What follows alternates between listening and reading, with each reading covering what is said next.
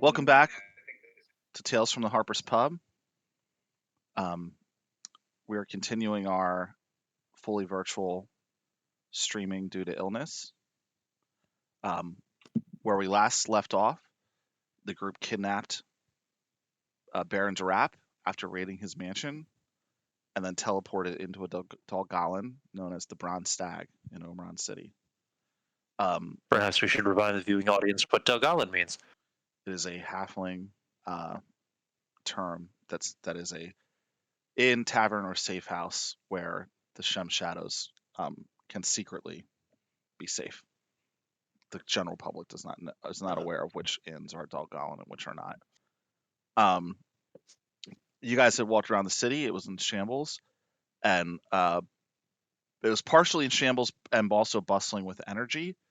Statues of previous heroes of other ages, Puck of Neverith and Charlie Hobbit and others were torn down or melted down, depending what the statue was made out of. And then in their place, a large brazier was being constructed to commemorate the victory of Grand Commissar Hephaestus over the Sephora usurper. You saw dissenters hanging from the rafters, and the word on the street is that Omeron is going to invade Gideon and show those guys for hoarding all their food and being a bunch of jerks. So that's kind of where we stopped. You were in Omeron City. I think the first order of business is in our off time, Scott, you had crafted a letter that you wanted to send out. You want to talk about that for a minute? Yep. Yeah. So I think we discussed it a little bit. How many people do I have to send this out to? It was like 7, maybe. Well, yeah, it's up to you. So let's talk about the shadows for a minute. The ruler. I'm trying to find a letter. Yeah, the main ruler. Okay, go ahead. Yeah, is Shem Bliflin. And then there are sort of like regional rulers called Ilion, which is a halfling word that means basically wise leader. So there are 5 Ilion in Omeron, and then there is one for Gideon and one for Korth, though the 5 Omeron Ilion look at those two as like they're not really Ilion, even though they might have the title. They're, it's unless you're in Omeron, it's not really official. That's how they kind of view it. So there's a total of 7. They've got a seat on the council, but they don't have the rank of master. You got it. There's a total of 7, 8 if you count Shem himself, who at this point is like a legendary mythological figure. Like you might not even be sure if he's real, but rumor has it he's the one that leads. And then, but it's important to note that one of the 5 is Darap's direct leader. So there's a open question as whether you would want to include him as well. So I think I had mentioned, if there is no mention in any of the correspondence we read in the office that would lead us to believe that guy is in on it, then yes, I would send one to him as well. Because if he is not in on it, that would be I would think that would be a big disrespect on the leader. Nice. Probably something he wants to know. So we're looking at potentially up to 8.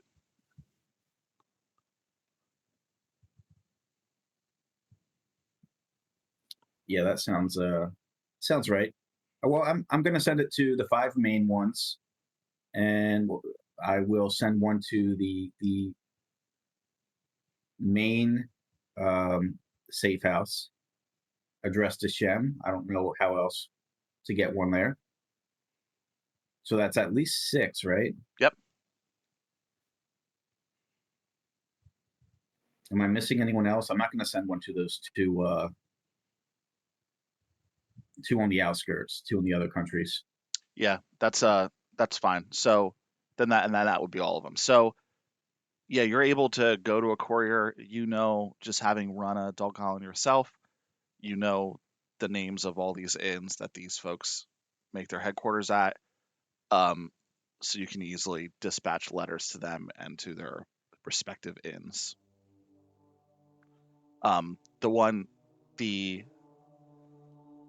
the Ilion who runs Anvil Downs, one of the 5 regions, which is also the same region that Omron City is in, he is actually located in Dazen. His headquarters is the Bronze Stag. His name is Falrus Longtopple, or just Fal. So just keep that in mind as well. Phallus? Falrus. Valrus. Yeah. Or just Fal for short. All right. Okay. Letters are on their way. I'm assuming you Who had. put on the 13th Warrior soundtrack up in here? It's Sirenscape as usual. I'm assuming you had Constantine write the letters. Oh yeah, definitely. Obvious. Given his previous success. Like 5 diplomacy, I think you rolled on it. So that's a good point though. Give me a persuasion check, but because it's in writing, use intelligence instead of charisma. And see how convincing your letter is. I could All right, use my that's, all-purpose worse. tool as calligrapher's tools to make them fancy. Nice. Saruna's going to give you a nice Yeah, quill. Very nice. The 29 on my tool check. So I'm going to say that'll count as the That help sounds action, effective. Scott. So yeah, you can roll with advantage. Basically advantage on it. I gotta figure out how I'm gonna roll them here. I guess I'll just roll With advantage, Scott. the Discord. Yeah, I got my dice You too. don't have dice? I do have dice in my bag. I prefer physical dice. Same. Feels better than clicking a button. I mean, I start Happy preferring with non-physical dice once I'm rolling like 8d8 at once, and you have to do all the Yeah. math, and then 3 of them You gotta fall off the roll. table. It's true. So rolled a 15. Now I gotta make some adjustments here because of so normally I have 10 to persuasion, but this would be -3 to that so it should be 22.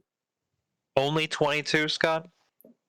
Yeah, because it's with intelligence, not with not with charisma. Well, And maybe my you should be a little bit less intelligence is not dumb. good. That is true. He is actually quite dumb.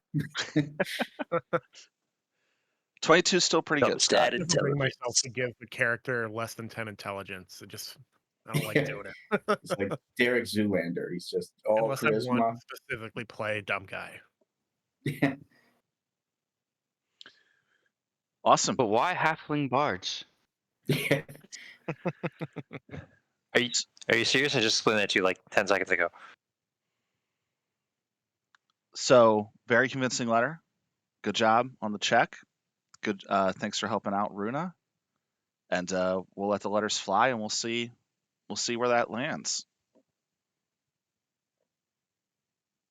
All right. When is this tournament? So there's 2 things that are happening in the near future. So the tournament's going to start in 3 days. And also within those 3 days, you anticipate that Lord Kalir will arrive in the city as well. So if you remember when you had left him, he was waiting for his bannermen to come, and then they were all going to march to Omron City to pay fealty. So you guys actually beat him here due to the multiple teleporting, but he should be arriving as well. Okay. I would like to say, can we have Terminus and Mary watch over Durab while these letters are flying? I think that's appropriate. All right, perfect. Terminus will probably Yeah, take I'm sure turn. Terminus will take real good care of the prisoner. Yeah. No disintegrations. Unless he wants to be, I mean, at some point, he'll come out in Omeron City, which is probably not going to be for the best. Nice. And you guys, Especially with that. oh god, sorry.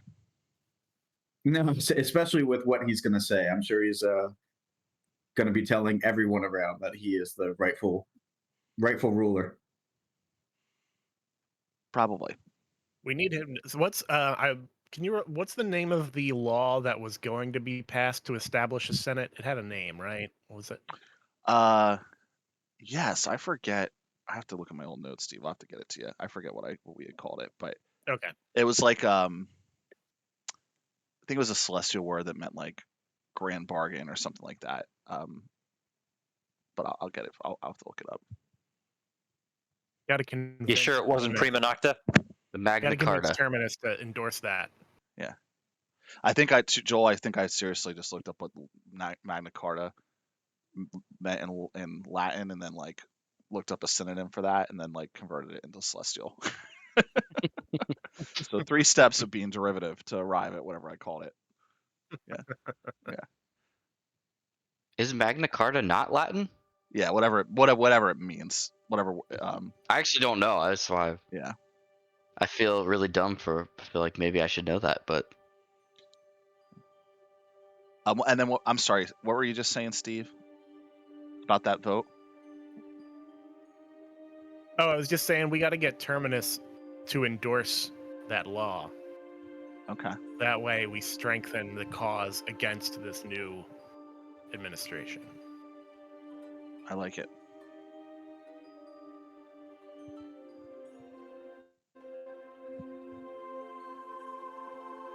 Cool.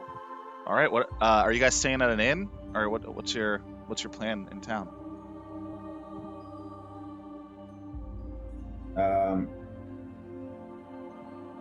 where exactly did we come out again? Was it in one of Durap's safe houses?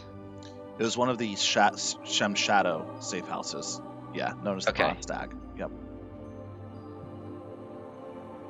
So I will probably be staying at the Shadows safe house because I believe, is that currently where we're holding Durap? It can be. Yeah.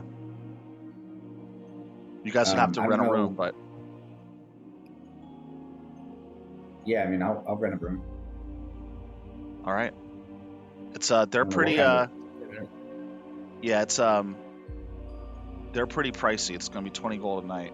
It's a very nice establishment, Wow. Jeez. especially with All the right, yeah, incoming I'll cover it. the influx of nobility coming in. They're Yeah. raising prices a little bit. It's in a room at the 20 Bronze We're getting Stag. completely flexed. Yeah, take 20 gold out of Durap's coin purse. Is it wise to keep him in a safe house for the shadows? Well, that's where we came out of. I mean, we could move him somewhere else, but I guess he I wasn't just- a potato sack. I don't know. I'm Yeah, just a but- little concerned that we would keep somebody who's prominent in the shadows that we kidnapped, basically. He was prominent in the We shadows. took prisoner.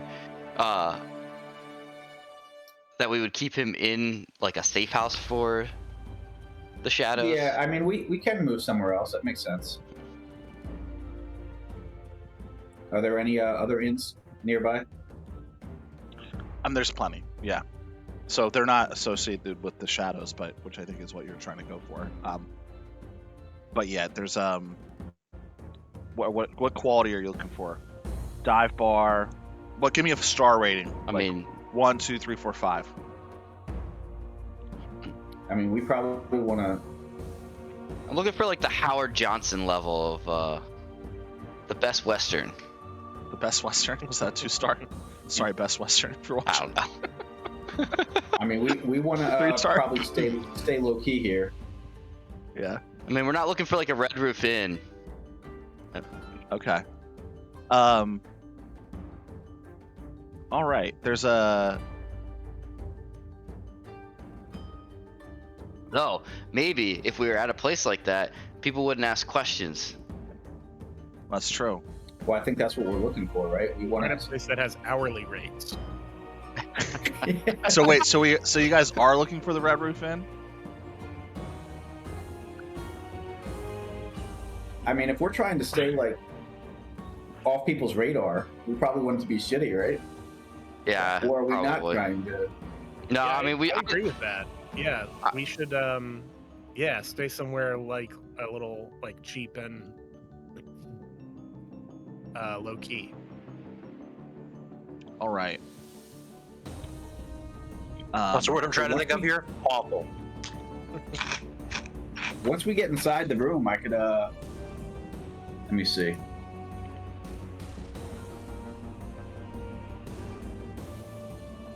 So there's just a place. It's just called the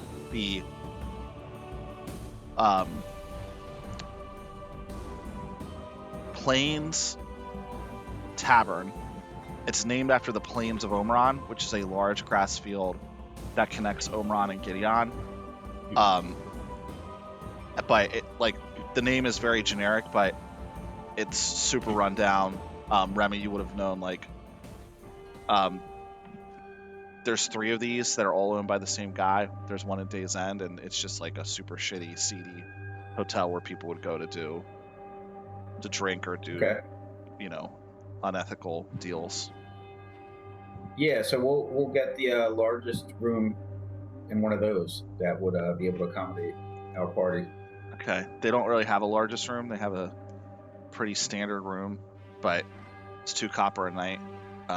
You can rent like 3 rooms if you want, like whatever you want to do.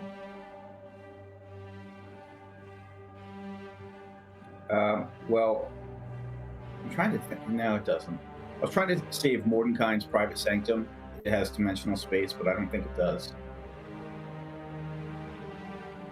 Has extra dimensional space? Yeah. I'm trying to look. I don't think it does. What I was trying to do was make our shitty room a nice room with Mordenkainen's private sanctum. I mean, you can still do that though, right? Yeah, so whatever, I am going to cast Mordenkainen's private sanctum in the room I'm in, which is also going to be the room we're holding him in, which makes it so sound can't pass through it. It makes it so nothing can teleport in or out. Planar travel's blocked. There's sensors in case somebody breaks its perimeter. Oh, this is perfect. Boy is going to be tapping Morse code on the wall all night. Yeah, I mean, it's a 4th level spell that's literally just making a safe housing for you. But Nice. I'm going to cast that inside my room, which is going to have to wrap in it. It's a very on-theme spell for you. Yeah, so I get it because I have the Mark of Hospitality. Ah. Nice. Well, that seems like it might be on with the theme then, yes. Awesome. And it is a duration of 24 hours, so... Nice. Nice. Cast it once every 24 hours. You're good. Can you also make the room look nice, or? Let me see. You make an area within range magically secure. Areas a cube. I can change the dimensions. Oh, so you can make it bigger. It doesn't say. I also have, Layman's Time Cut, but Mordenkainen's Private Sanctum is better for when you're keeping a captive, Okay. so that even if you start screaming, it's not going to go outside the room. Yep. So, okay, yeah. So your really generic, shitty hotel room has now like super magical security. So this is probably, like, to your point, exactly what you want. You found a place to lay low, you protected it, and we can have your 2 comrades stand guard. Cool. I'd also like to apologize to any employees or owners of the Red Roof Inn and the Best Western for saying your hotels are 2-star or whatever the hell. Unofficial sponsor of the Harper's Pub. They're fine. Yeah, we mean no offense.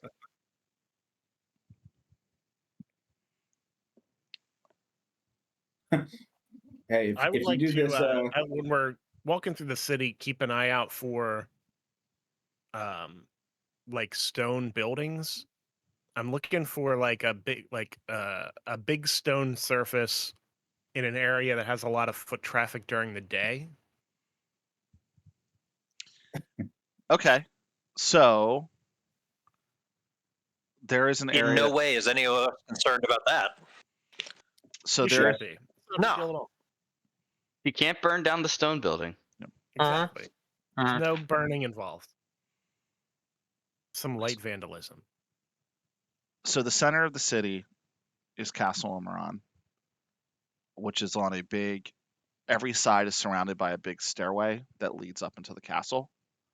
Mm-hmm. If you go down further, there's like a market district, and then right next to the market district is a spot that has a lot of like these inns and taverns.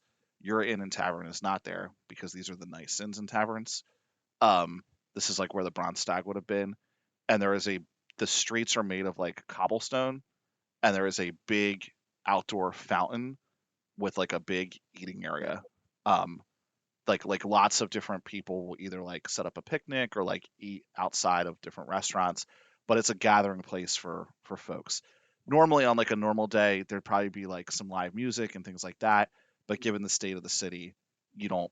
It seems it's still bustling and there's people, but the level of cheer has been dialed down a little bit. Like there's no one playing Okay. music. There are in that area. There is a um, there is a large stone church to Coburn Sephora that is currently in the Oh, process perfect. of being like it's still standing, but it's being like repurposed. I'll say like they're tearing down all the Coburn Sephora stuff, but still leaving the bones of the building to be reused. And there's a couple other smaller stone buildings as well.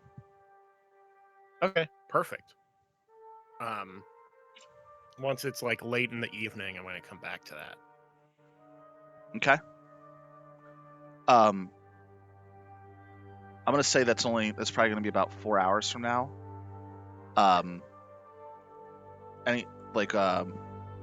Okay.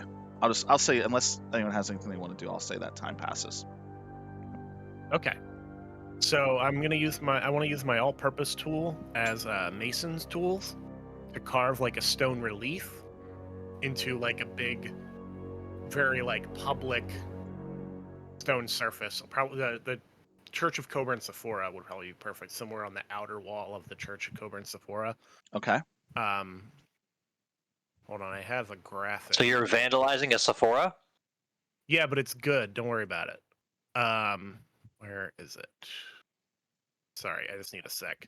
You're good. To get this ready. While we're waiting, if you cast Mordenkainen's Private Sanctum on the same spot every day for a year, it becomes permanent. Nice. Good to know. Put that in your back One day pocket. down. Yeah. Yeah. A year passes.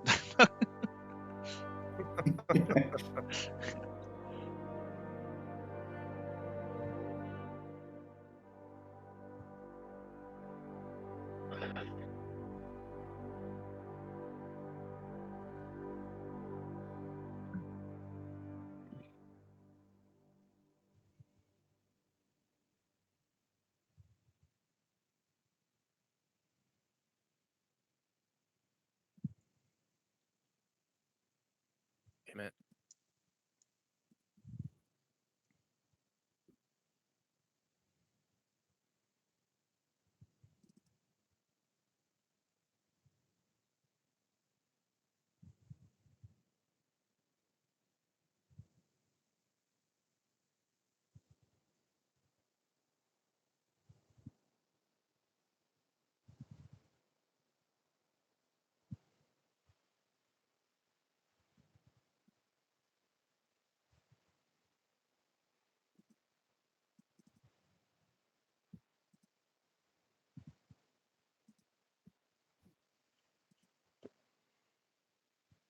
Something like Oh. this.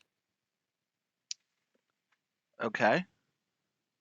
Not exactly this, but this gives you an idea. So it's going to be like a big demonic figure holding a bunch of like starving peasants in chains. What I'm going for. Okay. I can make a tool check. Yeah, go for it. 15 on the tool check. Okay. That's not It's not amazing, but it's certainly good. Yeah. Like certainly passable. And then I'm going to cast, as a ritual, I'm going to cast Magic Mouth Okay. on this stone relief to say Hephaestus. Hephaestus is the guy that's in charge now, the Grand Commissar or whatever. Correct. Okay, yeah. Hephaestus enslaves the people of Omeron to devils. Don't let him overthrow the tyrant devils and put the people in charge. Whatever the name of that law is. Yeah. It's something like the Gold Concordant or something, maybe. Yeah. But I'm gonna say like Gold Concordant now, and the trigger is gonna be anytime anyone comes within 3 feet of it. Okay. What is the And rest so of the that's group permanent doing? until they either destroy the stone relief or cast a spell magic on it. What is the rest of the I group gotta pay doing while? 10 golden materials. Can I use quiddity for that? Yeah, that's fine. For spell components? Yep. Okay. How about actually taking a long rest? Yeah, I might be a little short on rest. What is the rest of the group doing while Marina is doing this? Like, did you bring them with you? Are they aware of what you're doing? I went out by myself. Yeah, I'm not. Okay. I wanted to do it late at night because it'll take a little time to do, and if it's in the dead of night, I'm gonna be less likely to be caught doing it. I mean, it's very likely that somebody's going to hear you chipping the floor Yeah. for 3.5 hours in the middle of the night. But Well, maybe. I don't know. Yeah, that's where I was going with this. So, give me let's make a stealth check. And Okay. you're carving something into wood or into stone rather. Into stone. Is there anything that you're doing to like muffle that sound, or like what's your strategy there? I don't really have a way to muffle the sound. It is just like a chisel. Okay. But yeah, I guess that's gonna be kind of loud. But We're gonna especially do without all the bodies and foot traffic and whatnot. we're gonna do a yeah, little skill challenge here, Steve. Does anyone have the spell silence? I No. don't. I wish I did. Well, because that would make that really would help. easy. We're gonna do a little skill challenge, Steve. Is that not an artificer? Is that not an artificer spell? I don't think so. Okay, so start with a stealth check. Okay. 10. All right. Let's see. Actually, yeah. I'm gonna say a 10 fails. So let's do DC 13 for all these skill checks. So you fail the stealth check initially, and you catch the attention of one of the like late night guards. Make a perception check to see if you notice that he has spotted you. Okay. No, I got a 5. All right, that is 2 failures. So, okay, so I'm gonna say towards the end of your ritual, like after towards the end of you doing this, Okay. he sees you, and like you don't know that. Okay, so you don't see that he's seen you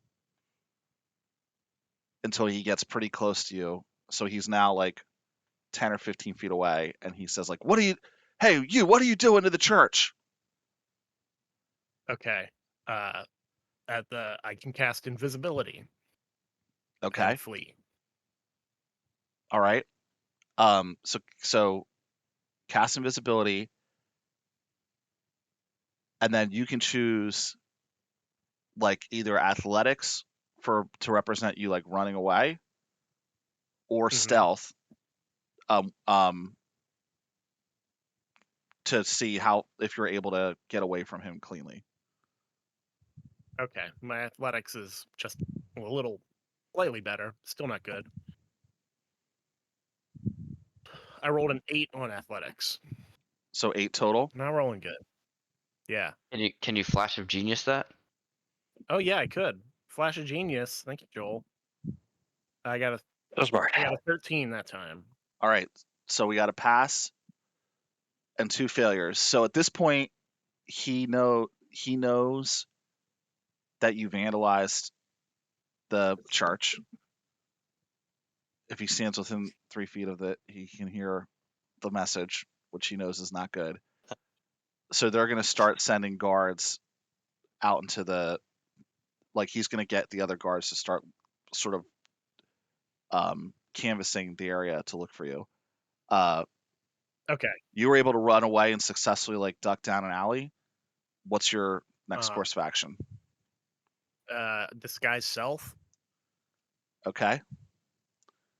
So I'm gonna look like I'm gonna disguise myself as a tiefling, like commoner. Nice. What is that? And then head back. So what is the? It's deception. Is disguise deception now? I think it is. I'm not sure.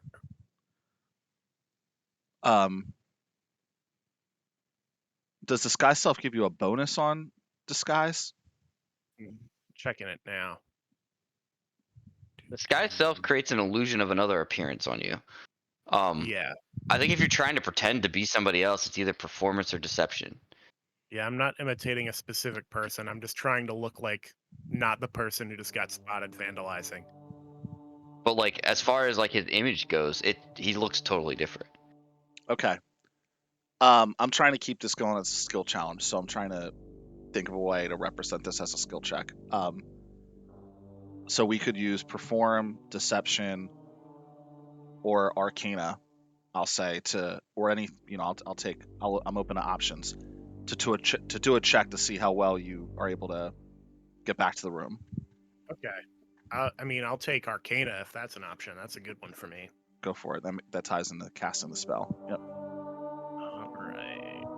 18. All right. So we're 2 passes, 2 fails. I'll say you get close, like you're almost out of dodge. You make it past the original canvassing. You're about to go back to the room. One of the guards who was sort of late to responding to this like call to arms comes running out of one of the rooms next to you guys, buckling up his pants. And he sees you and is like, it's like 3 a.m. So he's just like, hey, you, like, where are you going? Like, we're looking for somebody. What's your reaction? Just heading to bed. Nice.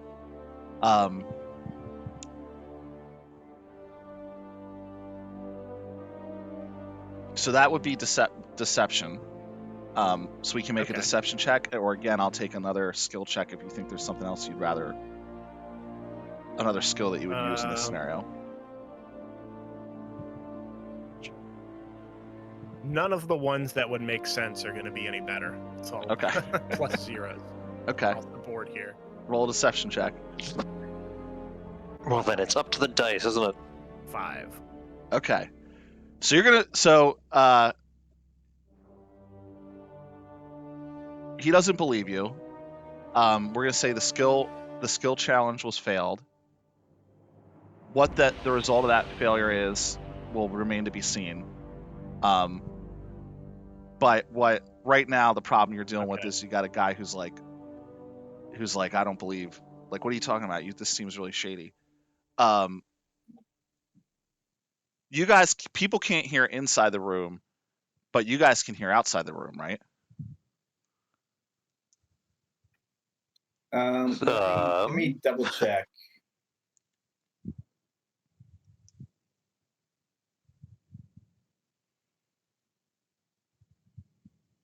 I mean, I also don't think we're all in one room. So, like, what is this person suspicious of? Because I look like just like a random person. Yeah, he doesn't think you're tied to the inn late at night.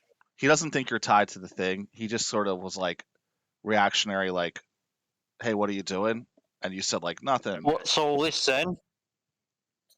What's so up? Sound can't pass through the barrier. Okay. Either way. What'd you say, Callum? Or Walker? You were looking for words for what he might be saying, and I was like, he's probably saying, "What's all this then? What's can't- all this then? Right. Oh, okay. Oh, What's all this then, eh?" you're putting an accent on it.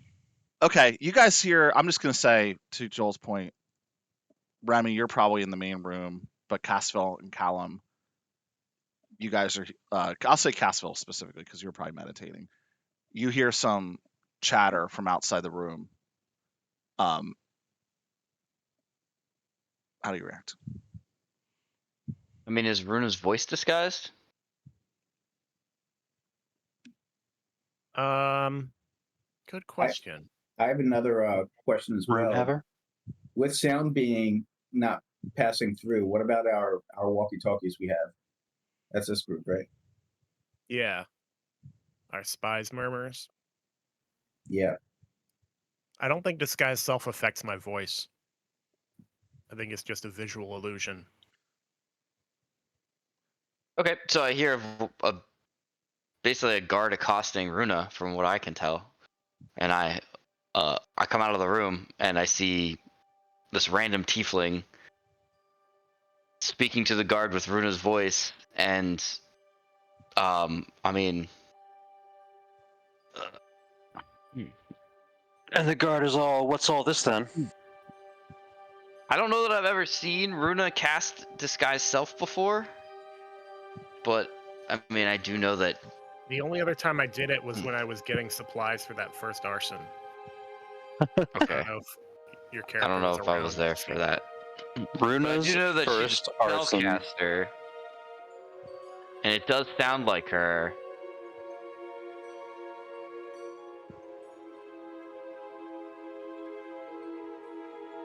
I'm The just guard. gonna- Okay. I'll be like, what? I just What are you looking for? Like, what's the problem?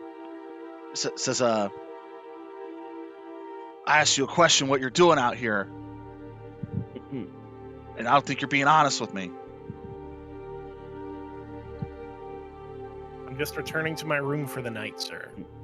I open the door and I hear all this, and I just check to see if I would recognize on my own, like it's like a 50-50, and I say, over here, our room's over here.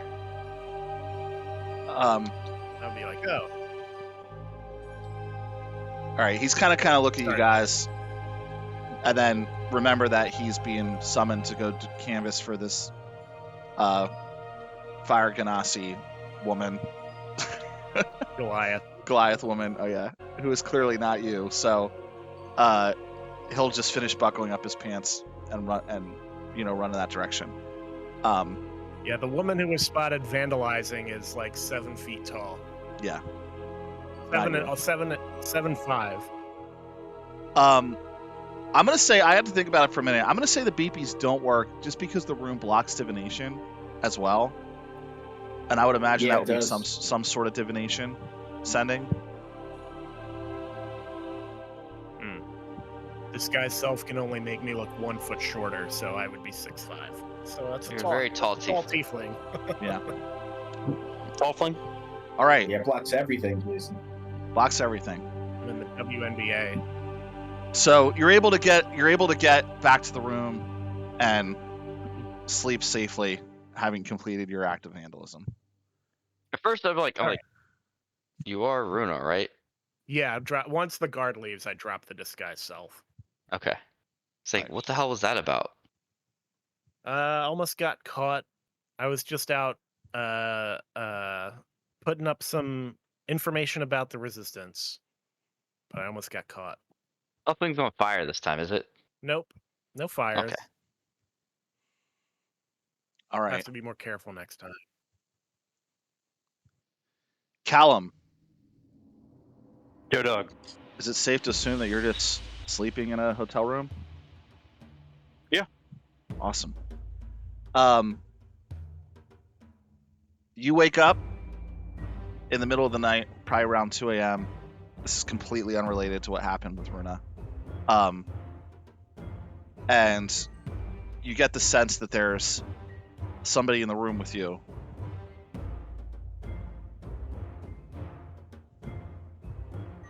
Okay. I light it up. You cast light. Yeah. Okay. The room lights up and is illuminated with your spell. And what you thought was a creature standing in front of you turns out to have just been a shadow, and your, armor or coat or some shit hanging up. Looks like you're good. False alarm. It's like the exact plot of the First Contact in the movie Boogeyman. Yeah. However, as you go to lay back down, out of the ceiling comes a glowing ball of light and celestial energy that's hovering in the air. Callum, being Callum, is going to, of course, offer great deference to the sphere, assuming that, it's a call from upon high. Gets out of bed, gets down on one knee, hand over the heart, etc., etc. Nice. As you kneel there He's definitely completely bricked up right now. Okay, great. As you kneel there, bricked up in your pajamas, the orb hovers for a moment, acknowledges your deference, and then flies into your face. No one can see you, but if they could, they would see glowing white eyes as you fall over and are taken away. Make a concussion check. Yeah, taken away into a dreamscape. Your vision goes from bright white to a big open room it's just white space as far as you can see, with a gray circular, like almost silver area to stand on, with some pillars supporting it. About 7. Well, I guess I should go walk about 7. Yeah. And standing Are they star-shaped in cross-section?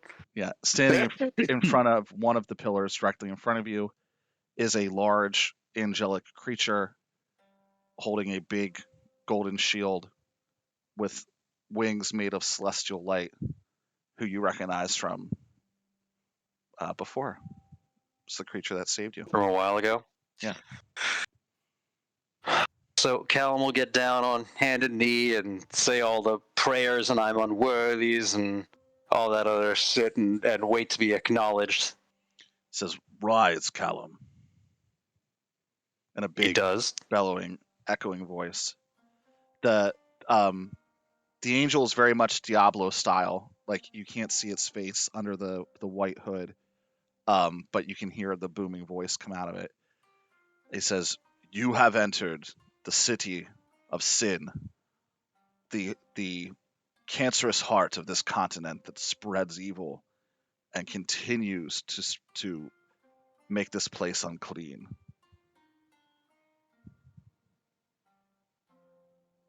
Yes, we are fighting against this evil. Where else could we do so? It pleases me to hear this. It is your mission to cleanse this place of all this evil. We, before, heroes of the past, have taken half measures. They've tried to rule this populace or redeem it. Those measures have failed. You must kill every man, woman, and tiefling in this town of Omeron and bring it to its knees to fully cleanse the corruption from this land. Only then will Saladia be worthy.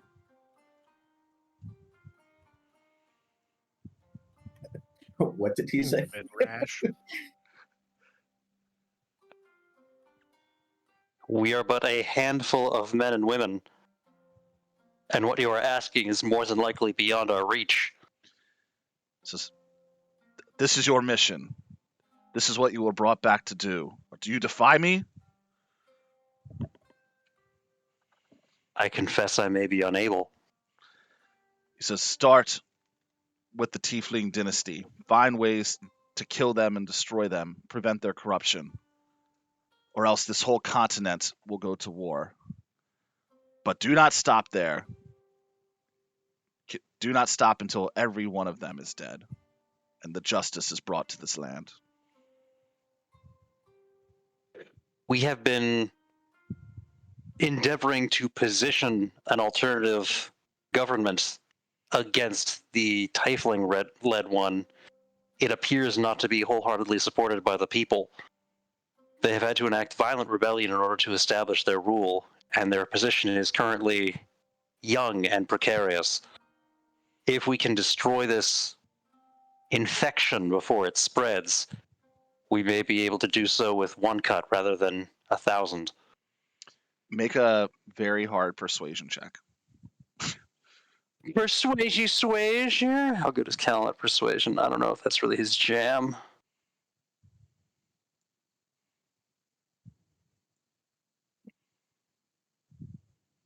Sorry, I just moved and I did not set up a dice roller after going away from where my dice are. Just pop this shit open real quick.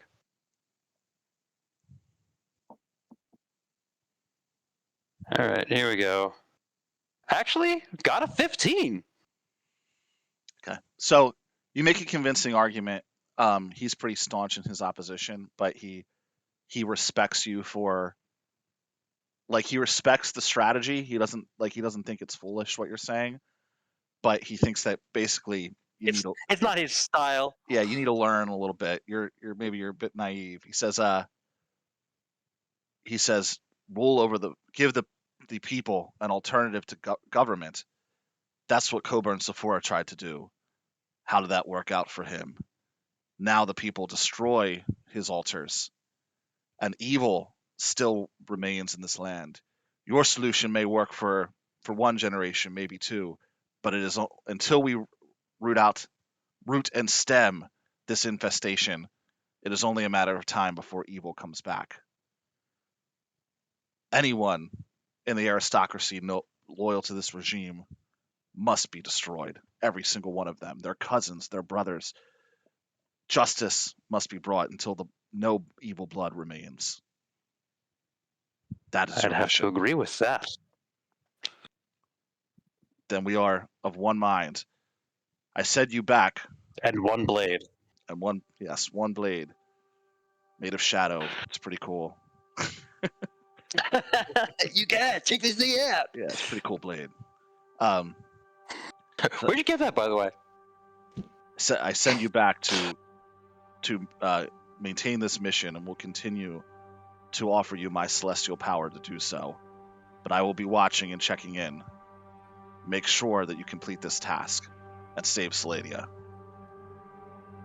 I live only to serve. He acknowledges that, and the white light glows again. Him in the room disappear, and when the light fades, you're in your hotel room again. The lantern arc. Kneeling on the floor of a shit hotel room. Yeah, and very bricked up though. Still. I was waiting for the angel to be like, just this night, one of Coburn's churches was vandalized. Yeah.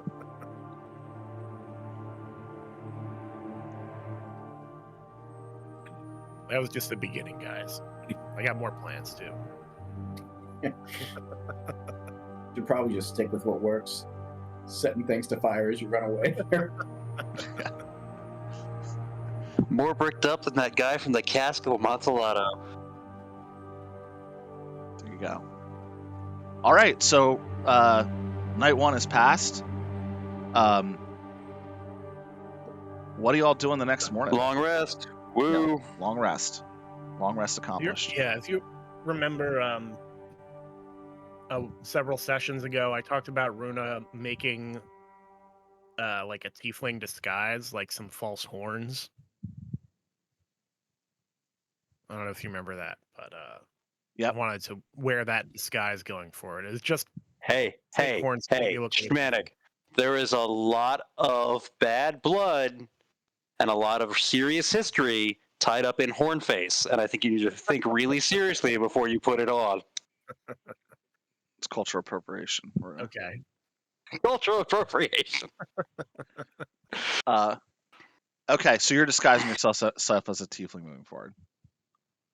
Yeah, it's not much of a disguise. It's basically just some false horns. I just look like a big tiefling. Okay. I wasn't big when I made them, so I didn't take that into account. I don't know how effective this is going to be as a disguise, but It's like completely ridiculous costume. Well, they're converting people to tieflings, right? So we had Durap, who is a halfling tiefling. So I don't think it's outside the Yeah. realm of possibility that there would be a Goliath tiefling walking around. that's true. Yeah. A Goliathling? Or So a I- Toliath? So as you guys wake up the next morning, take your pisses and begin your day. Yeah, the you start to notice. I'm gonna say.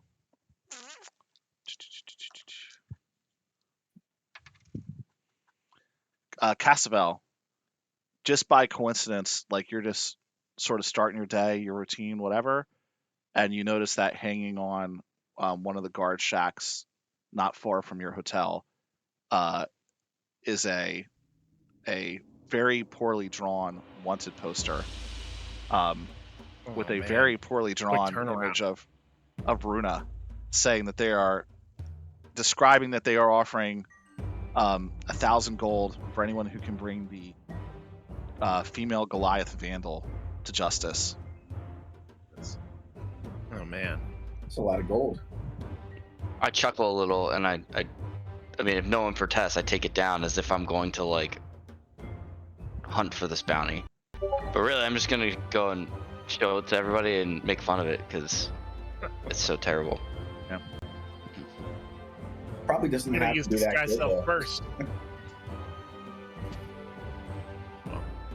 Probably not a whole lot of Goliath walking around.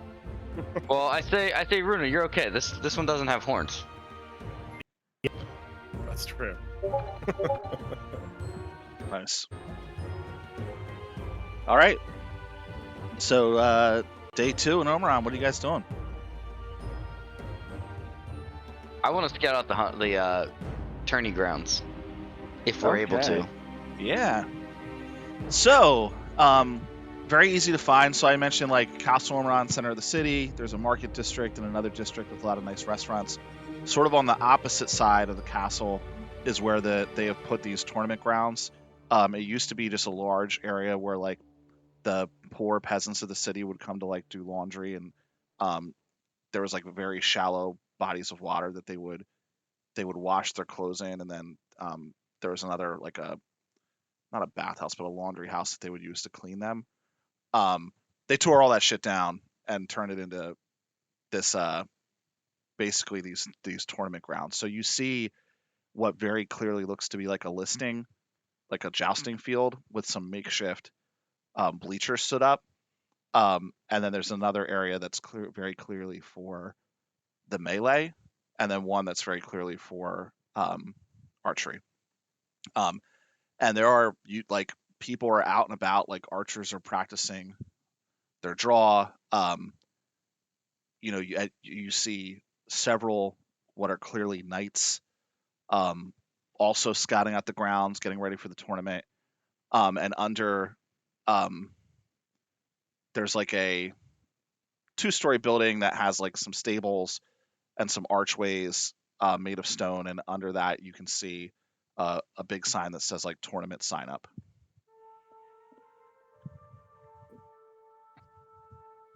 Oh well, I'm definitely going over there. Yeah. As you get closer, so you see that there are a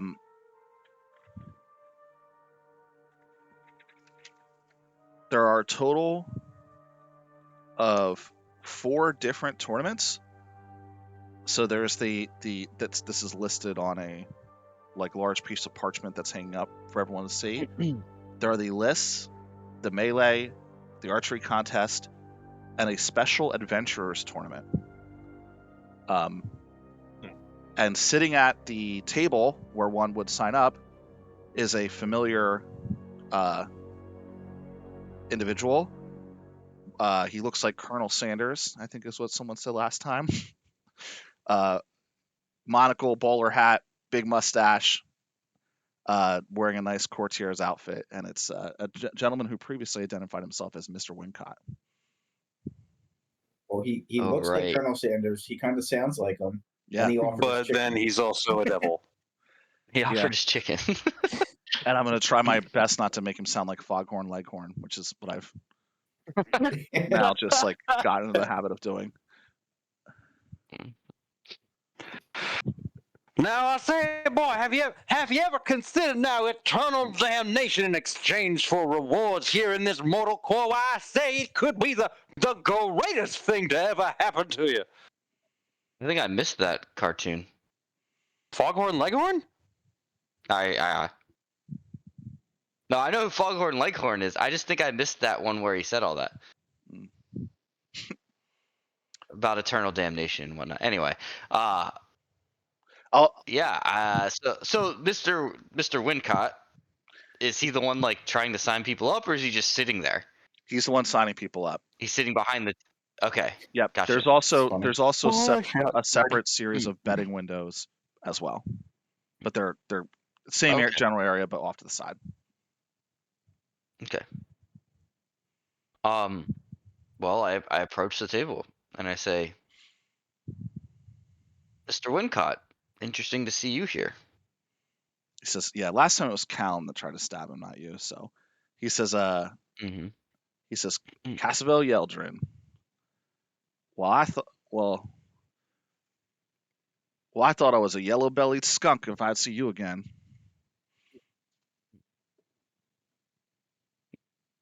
Good one. Come to enter the tournament? Of course I have. Why else would I be here? I'm not here to bet. I'm not a betting man unless I'm betting on myself. Says, very well. Pick your poison. Which one do you fancy? What's with the Special Adventurers tournament? Oh, I figured that one would catch your eye.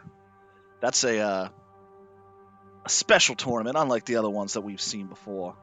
A group of adventurers, no more than 5, enter and fight different monsters and beasts. They progress each round, and whoever makes it the furthest wins. They don't fight each other, you see. That's important to note. They just continue to fight the monsters until they get to the end. Interesting. I'll have to talk to the rest of the team for that one. Suppose there's no hard feelings after our last meeting.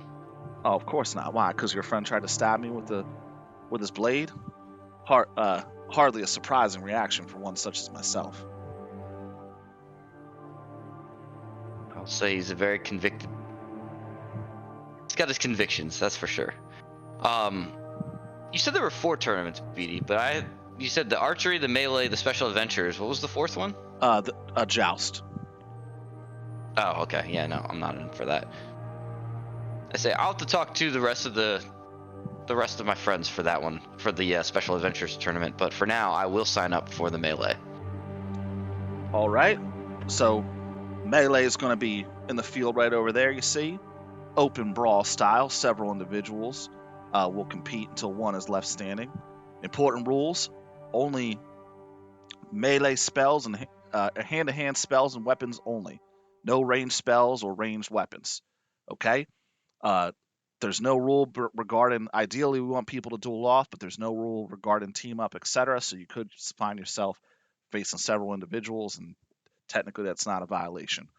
Winner's going to get 5,000 gold, a voucher for a special weapon of your choice, and then also the noble title of Marquis. Interesting. Is there a specific number of entrants you're looking for? Is there a limit to the number of people that can enter? No limit as of now. We're hoping to get up to about 40. Currently, we have about 25. All right. Well, The true objective is that 2 men enter and 1 man leaves. Exactly. 40 men enter, 1 man leaves. Yeah. What did I say? 2? So I'm not hearing the difference. Okay. Yeah, sign me up. All right. We may be back for the other one. He pulls out a piece of paper. It's old-timey paper, so it's discolored. It has infernal writing all over it, and he says, Naturally. I just Sign need you here. to sign your mark at the bottom. Understand that if you lose the tournament, your immortal soul will be subjugated to eternal damnation in hell. That's only if you're killed, you understand. It's whether they kill you will be the option of the participant. If you win, then your immortal soul is fine and no problems. And surely one as yourself will win, so nothing to worry Isn't about. it written in Infernal? It is, but he explains it to you. Insight check. Go for it. Was that not bad enough already? I mean, it's pretty bad, but Costavel's pretty confident that he's not going to lose. I don't know why he's confident, but he is. Is this a requirement for each of the each version of the tournament, or is this just for the melee? For the melee and the adventurers tournament, the archery contest will not result in any death. At least we don't think so. And for the joust, that's the only event where murder is not being encouraged. So, killing your opponent is encouraged in this. Oh, absolutely. I mean, someone can choose to be merciful, but it's a fight to the death. Okay. Does anyone speak Infernal in our group? I rolled really terrible on the insight check, that's why I didn't even bother mentioning it. I am terrifically not present right now, or I would be trying to murder this guy in his face again. I bet Constantine speaks. So Callum's not going to. Yeah. But I also, it turns out I don't actually speak Infernal. I can comprehend. I can use comprehend languages. Even though you Did roll anyone else bad, come along? yeah, I'm assuming it's just you, Cassavel. Even though you roll bad, you do get the sense that he's being genuine with you, almost strangely genuine. Like he could have just let you sign the thing, but he's being very forthright regarding what it means. Sign it. Okay. Good God. Nice. He rolls it up and says, "Pleasure doing business with you. We'll see you in 2 days for the melee." You'll see my hand raise at the end. I have no doubt. I would like to go to one of the betting tables and place a 1,000 gold bet on Cassavel winning the melee.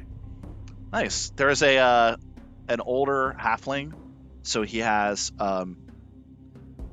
he just has like patches of hair left, like so balding on top, patches of hair around his side, white hair, but otherwise like he looks very well put together. He introduces himself as Rabkin and says that he'll be taking all the bets for the city, and he says Cassavel. Oh wow, there's currently 5-1 odds against him. So if he hits it, Well, I've seen the man fight. He fights like a demon. I have no doubt he'll take home the championship. Well, he'll fit right in then, won't he?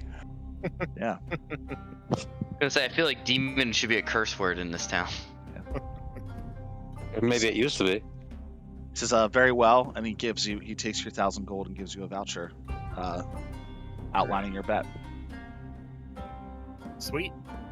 Thank you very much, sir.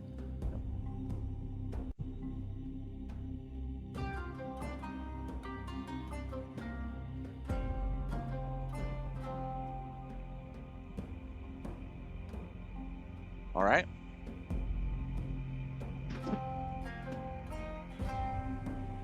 So, do you guys want to sign up for the Special Adventures tournament?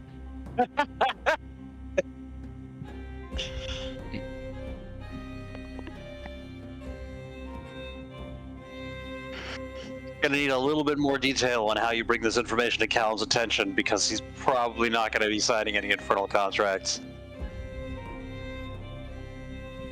I mean, it only matters if you die. Oh, well, in that case. I mean, you've only died. You've died once already. What's the odds that you're gonna die again?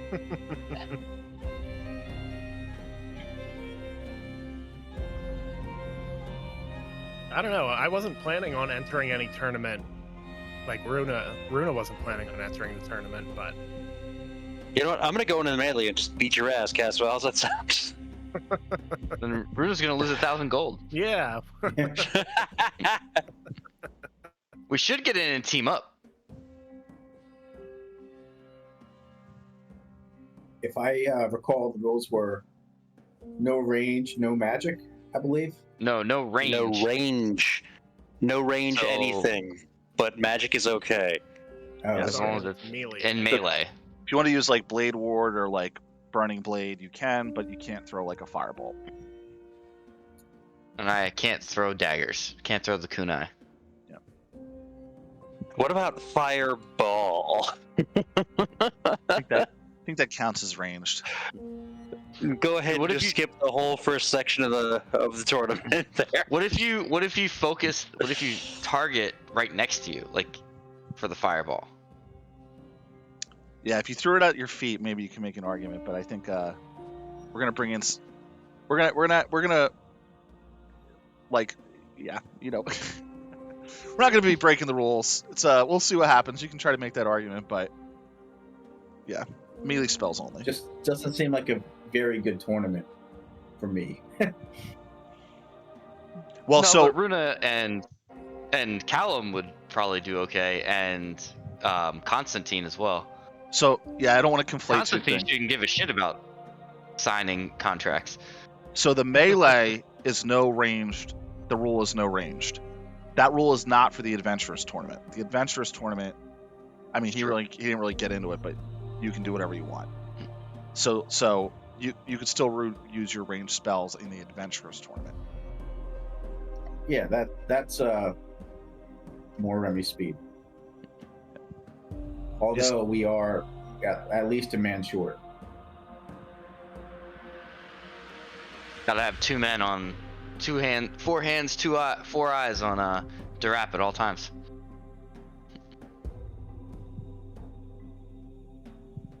What about Bernard? He's with the host of Lord Clear, but they should be here. Why? Yeah, I in the just next couple mean days.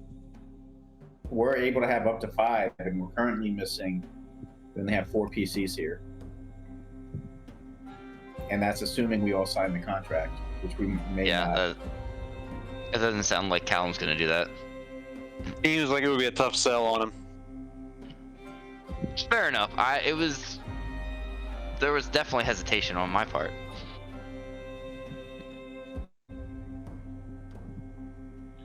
You could all Like like again, confident that that'll be fun. Things are just gonna work out. there's and I don't care what you do. Just throwing it out there. There's a decent chance that this whole series of the next couple days will spill over into the next session too. So you could always take it offline, and if you wanted to have a conversation about doing it next time. Oh yeah, we could definitely get Mary and Terminus. I could see Terminus signing up.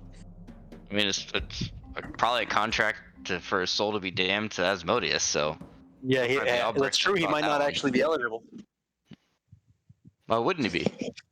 because he's already signatory to another such contract, and therefore cannot offer himself up. So also take it to Devil Court. I mean, isn't it also just Asmodeus? Like, he loves Asmodeus. True. Remember, there used to be rules for Devil Court. I was So, I I was guess- literally just looking them up. It's funny. Weird. I wonder why. Yeah, I think it was like performance, diplomacy, and something else. Perform acting, knowledge planes, and yeah, I think diplomacy are the 3 skills you need to make skill checks on in Devil Court. Go ahead, Caswell. Sorry. Oh no, I'm done. I think I'm done. Well, you still got 2 Basically, days. don't die. That's 2 days till the melee kicks off. Anyone else doing anything for those next 2 days, or we want to just fast forward? I want to maybe try and ask around to see if the House Holloway isn't. If anyone knows if House Holloway is in town. Yeah. Where are you going to do that? Probably the same the nice area you described with like the nice inns where the nobles are staying. Okay. Um, are you like describe? Yeah, that works. Describe to me like your approach. Um, I just want to. Do I know? Do I know what House Holloway's like symbol or colors are? Um, make a history check. Okay.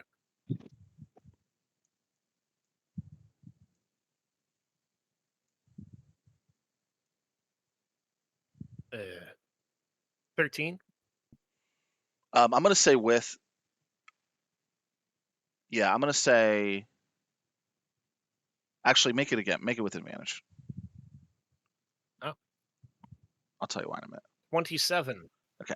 I was gonna say it's DC 15, but you saw portions of the wax seal on your letter, so that's why it's advantage Okay, because you yeah. can put it together. So, um, Perfect. the sigil is actually the skeleton of a horse. Yeah, which is it's normally white on brown, but all the sigils have been changing their colors. So Okay. So I'm gonna just try and like, walk around, go into the taverns, and see if I see anyone bearing that symbol or wearing the colors. um, give me a luck roll. A luck roll? Yeah, just roll d20. What's that? Just a yeah, if you beat D20. Okay. if you beat 10, I you're gonna rolled see a someone. 20. There you go. All right, you got really lucky. You absolutely like first bar you walk into, there is somebody um wearing they look like they just came off their horse, like they're wearing brown leather chaps, dusty boots, but you can clearly see they have a doublet. It actually kind of looks out of place because the rest of the outfit seems to be like brown, and the doublet is very clearly like starkly black and red. But the red is of Okay. a outline of a skeleton of a horse. All right. So I'm gonna. I'm gonna say they are um,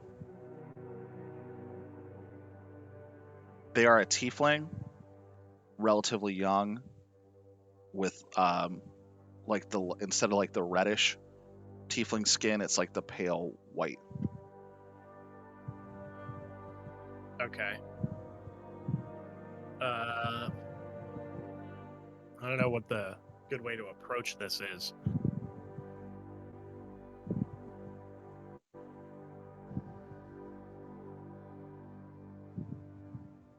I could try to like cozy up to this person, see if they know anything about Ratchet. um, let's see. Oh, I'm just looking at that letter again.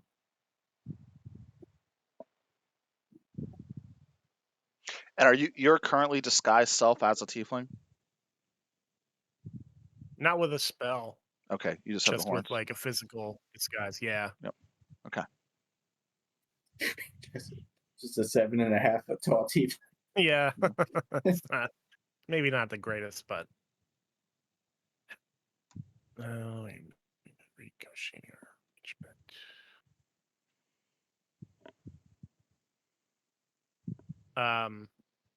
Is this guy wearing like armor or have any weapons on him? Leather armor. Yeah, he has a sword by his side. It's a curved blade. Okay. I think I'll just like approach and be like that's some nice leather you've got there. Good craftsmanship on that. Says, "Oh well, why? Thank you. Yes, it's a benefit of privilege, I may say." Your blade too. You don't see a lot of curved blades around here. Those are a little trickier to make. He says, "Oh, again, thank you. You know your craft." He not aggressively, just to kind of Well, like, I'm a smith myself, so I recognize good craftsmanship when I see it. "Oh, Do really?" you mind if I Game, ask who made it? recognize, game. Yeah, he had out of like a sense of vanity and pride, he pulls out the blade.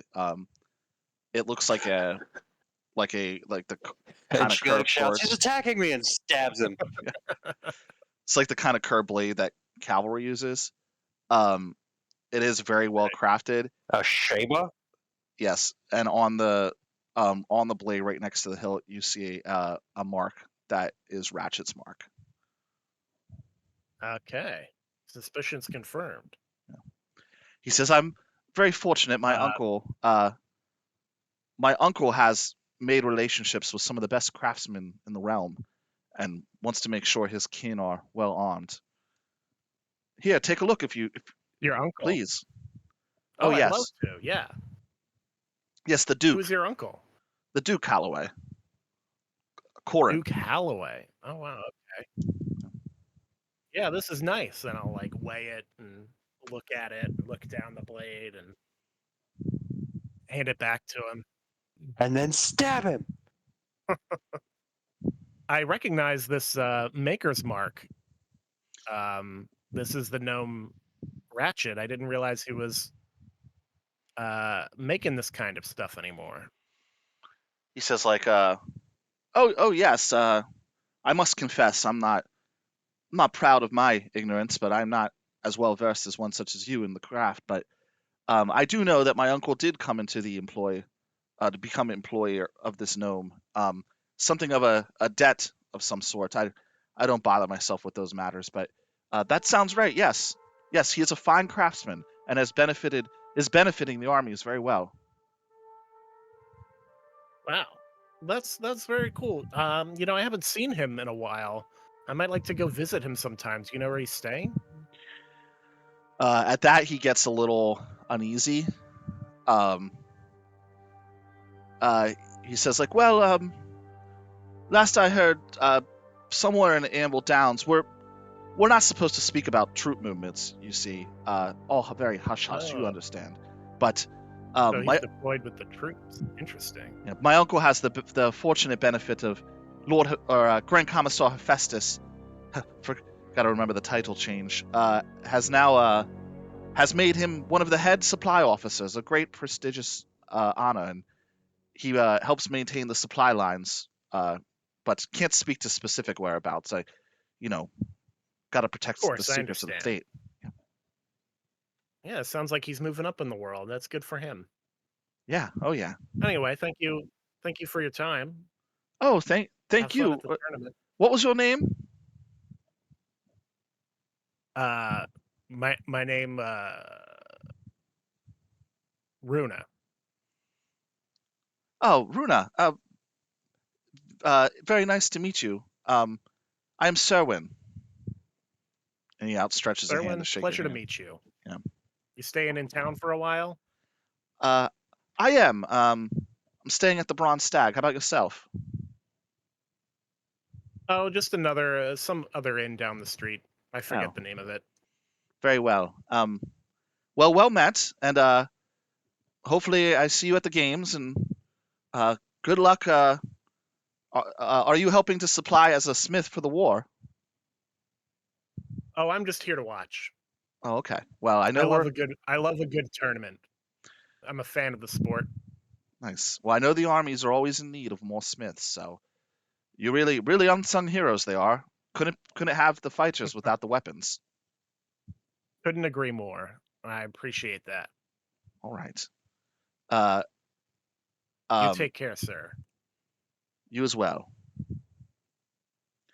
Yeah. He goes back to sipping on something.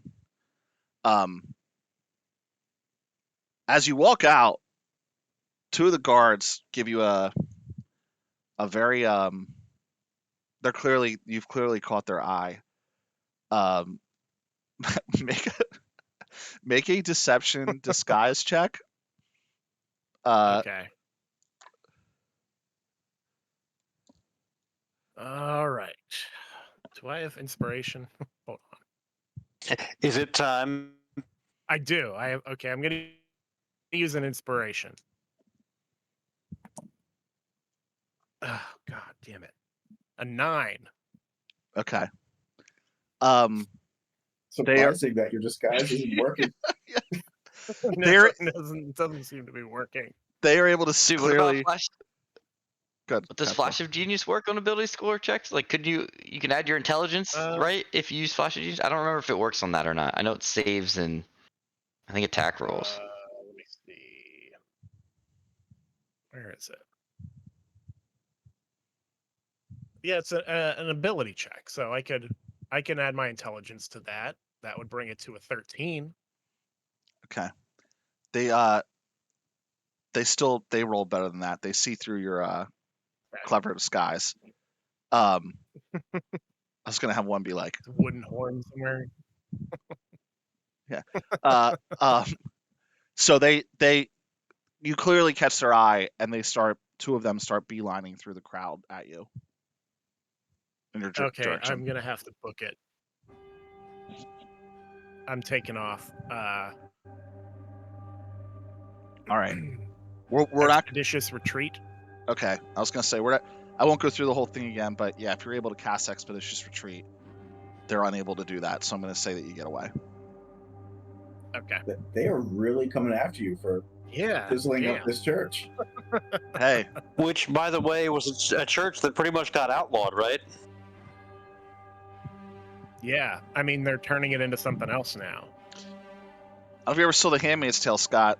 Zero tolerance in this regime for any type of. I was gonna say it was also probably more the down with Hephaestus, support the resistance, and Yeah. all that. Yeah, they're not playing Well, around. I hear he signed up anybody. He auto filled the box for recurring payments on anybody who signed up. So they really want to talk to him about that. Yeah. All right. Again, for the second time in as many days, you're able to make it back to your hotel without getting captured by the guards. I'm putting my armor in infiltrator mode now, just because it'll boost my speed slightly if I have it deployed and make me less terrible at stealth. Just FYI. You're gonna have to I switch feel like up I'm your gonna have to be disguise. evading the authorities a lot. Help Now me they from know the you are law! Tiefling. All right. Anyone else want to do anything, or are we good to fast forward? Up to you guys. I'm gonna purchase a disguise kit and put more effort into my disguise. I don't know. Okay. Spend the rest of the day just trying to make a good one. I'm gonna say there's Are we gonna have a serious conversation about Joel's character selling his soul to the devil? Only if he loses. Yeah, my soul is not sold unless I die. Also, no one knows that. I'm not gonna die. Yeah, no one else knows that. And his memory has just been sold?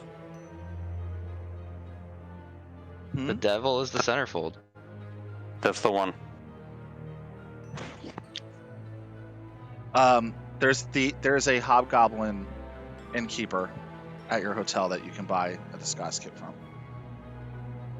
I'd also like to go back and check where I did the vandalism just to see if it's still up and if that magic mouth is still going. Yeah, I'm gonna say you could have done that. Mouth and all. You could have done that earlier when you were over in that it's area something anyway. in 2 days or whatever. Yeah. It looks like they're trying to take it down, but initially struggling without any like real masonry tools. So they had some ropes around it, and it looks like they were trying to pull it off, but it wasn't really working well. Nice. And it just keeps, because they're like near it, it just keeps saying its thing over and over and over again. It's loud too. I don't know if I mentioned that. It's loud. As loud as I can make it. Yeah. I mean, dispel magic will destroy the magic mouth. Okay. But I don't know if they're gonna. Sounds like they haven't gotten quite that far yet. Yeah. I'm gonna say upon seeing the put more up. guys try to pull it down, and failing, you get a point of inspiration. Okay. I'm gonna say upon seeing the guys try to pull it down and failing, you get a point of inspiration. 'Cause Sweet. Fight the It's only powers 10 that be, gold for Schmatic. Smash Mouth, guys. Only 10 gold. Super cheap. Okay. The next day, there is a bit of more bustle than usual because Lord Clear, who is now Commissar Clear, has arrived, and he has arrived with a huge host of like a dozen or so noble families, and their staff and their guards and all that, who are all coming to pledge fealty to Grand Commissar Hephaestus and join his forces. So as you guys are like, again, just going about your day, getting up in the morning, you notice that there's a lot more people in town, and you can see tons of different banners that you didn't previously recognize. At least one of which is Lord Clear. Yeah, you see it. A big red moon, one that looks like a waterfall, one that just looks like a red tapestry, all flying, being worn or flown by different folks as they come into the city.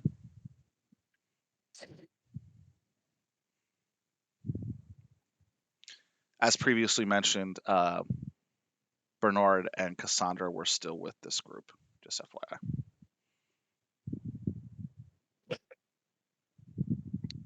Joel? I totally forgot about the two of them. Yes. Was Cass actually looking for allies to join in the melee? Yeah, if they want to. How does that work? How does what work? Well, You I can just mean, sign up and make an informal agreement, right? right. And there can only be one winner. So even if you're working with somebody, at the end you're gonna end up fighting each other. Yeah. Are you asking why Cassavel would look for that? Well, that doesn't sound like very Cassavel. What did he say when he brought that up? I mean, you still haven't really. He's so my character's roleplay interaction with this agreement that you've made is like non-trivial. It's just like keep on saying, we talked about it. Cassavel's not. I mean, in regards to looking to see if anyone else wanted to come into he's not an idiot. He knows that that's going to be a big part of what goes on in the tournament, and so like while he generally is not going to look for shortcuts to power, he's not against having allies and friends to work with to overcome challenges. Otherwise, he'd just be wandering the countryside by himself doing whatever. Stoic lone wolf bullshit. Yeah, that's not. I mean, that's not kind of the point. The point is, he doesn't like that people are taking shortcuts and gaining power through pacts and that kind of stuff. But he will, he'll accept allies. So, so that was where that came from. But as far as like the contract, I mean, he said like, yeah, you got to sign a contract. Like if you die, you go to hell. okay, so you do know Callum about that. So Callum, I definitely said that. Like I said that when I first came Callum back. is going to be shocked and like ask if you signed such a contract. I said yes. I don't intend to die. Is there any way that you can take your name off of it? We have to protect your immortal soul. You don't have to protect my immortal soul. I'm not going to die.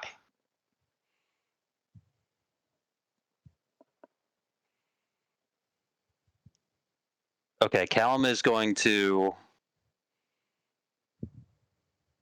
Well, I know that might not mean much to Cassavel, but Callum is going to probably try to scold him a little bit for playing such a dangerous game with his immortal soul in exchange for mortal reward. And then Callum is going to tell, or Cassavel is going to tell Callum to go fuck himself. And then Callum is going to go think about this for a while and pray to his patriarch a whole lot and think about what he wants to do about this. And I'm going to look at some cleric spells. Protection. Yeah, see, that's the thing, right? Like, so that's what's on the table. Yeah. Is like joining. Okay, but so like I've suggested this before. I've implied it that Callum has his eye on Cassavel for being the Star Republic head of this fucking planet, right? Yep. You mentioned it before, and Cassavel told you has zero interest. Right. Which the Cincinnatus legacy thing makes him eminently qualified. Did you ever see Gladiator? Droid, yeah. With all my heart, no. That is why it must be you. Gladiator 2 coming to theaters soon. Unofficial sponsor. Unofficial. Um, So when are we getting Pedro Pascal on this? A guest appearance. Bill, you realize that you kind of look like Pedro Pascal, right? I take that as a compliment. say dead ringer. If you do pray on this, Callum, the prayer that you will hear, like the response that you will get from your patron is, he doesn't say anything, but like a general sense of like Cassavel needs to be purged. Like, like that's the feeling you get back from your prayers. Huh. This angel guy, he does not play around. Yeah, demons are evil and angels are All deadly. right. He's going scorched earth, man. He's gonna salt the earth is what he's gonna fucking do. Callum is gonna have a sit down with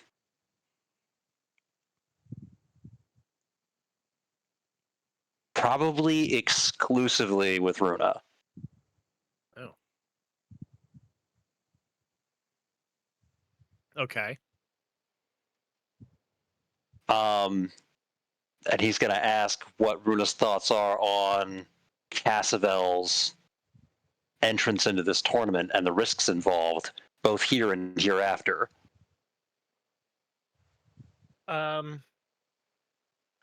It's not a choice Rona would make. It seems too risky, but I trust Cassavel to make his own choices. Do you trust him with your life? I do. With your soul? Sure. I mean, he's not risking our souls. This tournament has been corrupted by the demons that infest this land. I agree. This contract is proof thereto. They mean to see as many felled in this battle as they can manage to feed their army of souls, and they do it only in exchange for dangling a trophy in front of all these mortals. Mm-hmm. They have captured Cassavel with this same offering, and I am certain that by his blade will capture many more, much more completely. Can you read an infernal? No. I don't know Infernal, but I have comprehend languages, which I use to read whatever. Rune magic. Then I am going to go acquire one of these contracts, and you and I are going to review it at length. Will you help me? Sure. Yeah. Callum does that without killing Colonel Sanders. Okay.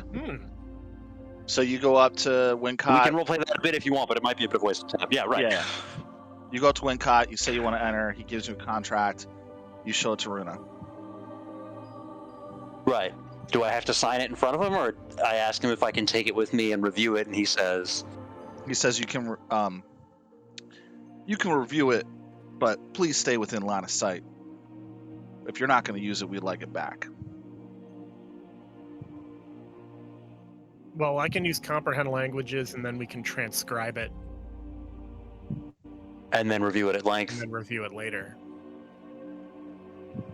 Okay, let's do that.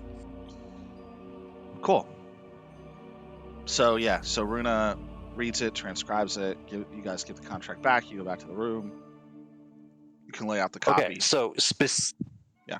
Specific provisions as to what is allowed and not allowed in the tournament. So for the melee, which is the in question, it says that Yes.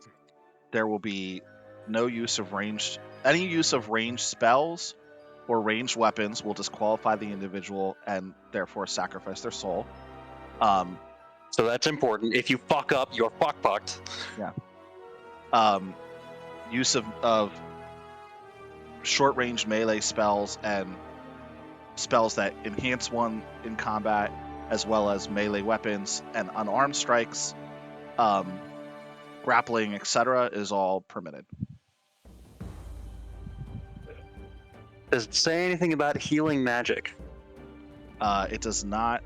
Actually, yeah, it'll say that healing yourself, with any sort of magic that requires, like, quote unquote, laying of hands, which you can interpret to mean touch, is permitted. Any healing of others or any ranged healing is not permitted and will again result in the signee, aka the damned, losing their soul. So what if somebody's standing out in the crowd and just dropping Spare the Dying every turn? That might be a so that is not a way to steal a fuckload of souls from the devils? Yeah, it's not specifically called out in this section regarding like what's. Well, if you're in the crowd, you're not signatory to the contract. Right. It's not specifically called out in the range versus melee section, but there is a clause in another portion of the contract that says that, like no, it's not very clear. It just says no outside interference allowed, but it doesn't go into as much detail as the other sections regarding what outside interference would mean. Right, but if you don't sign it, then they can't do anything to you through the power of the pact magic, right? Like they might have the guards come and grab your ass, but that's it. Yep. It could be that someone in the tournament getting Spare the Dying cast on them, someone in the audience would be seen as that person cheating.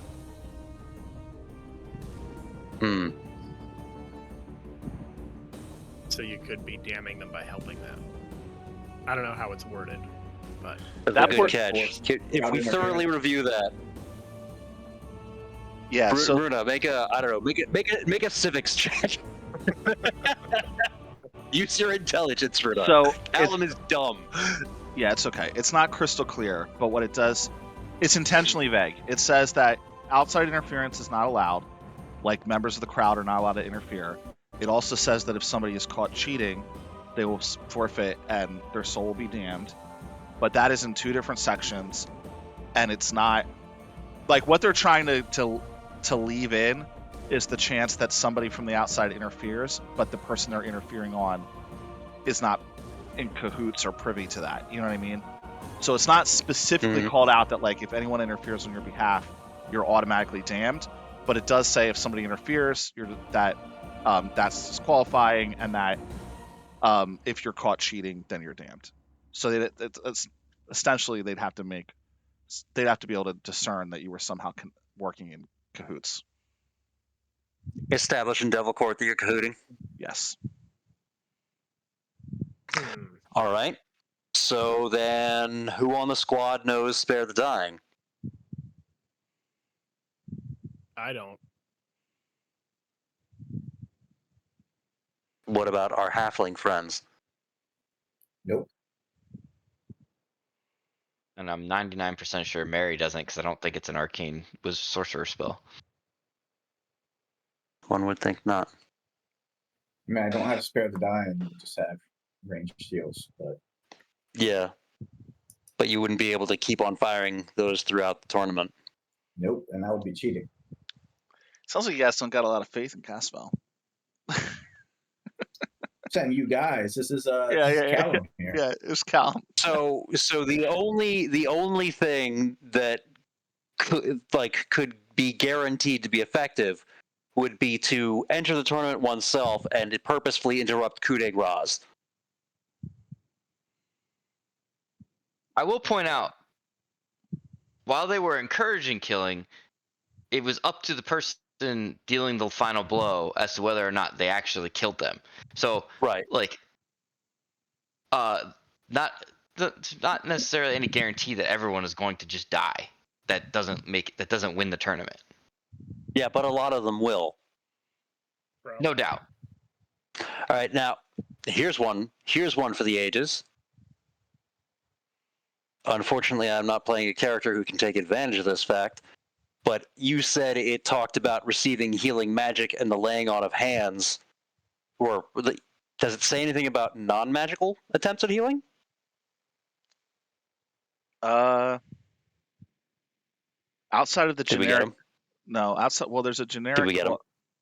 There's a generic clause that you can't interfere from the audience that wasn't specific to healing, but no, it doesn't specifically Okay. mention like a medicine kit or anything like that. So if I get a healer's kit and join the tournament, I might be able to end run their provisions and actually save some lives. Yeah, I mean, we did say earlier you can't heal others, but that was to your point within the context of magic. Yeah, if someone gets their leg stabbed and you bandage their wound, I don't think you're disqualifying yourself. You're not using magic, and it's not ranged. Yeah. Okay. And my Twilight Field is not healing, right? It just provides everyone with temporary hit points, which is not healing, which also wouldn't cross the line, but it would make it harder for people to get killed on their feet. You'll have a really good argument in Devil Court. Yeah. Yeah, the Twilight Field. Do you choose who benefits from So your if I Twilight go Field? in there, I go in there, I'm just going to regard everyone on the field as my allies and give everybody the D6 temporary hit. Actually, I don't even have that ability anymore, right? Yeah, it doesn't matter. Because after the character rebuild, I don't have that many level of cleric yet.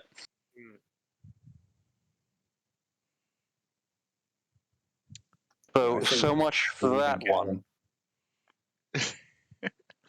Yeah, so what's your conclusion after? By the way, there's no, like, what Wincott said was more or less truthful. Like, you do find these little hints of, like, hey, if you cheat, you'll be damned. Like, he didn't explicitly say that to Cassavel, but outside of that, there doesn't seem to be a whole lot that he was not forthright about in regards to the contract.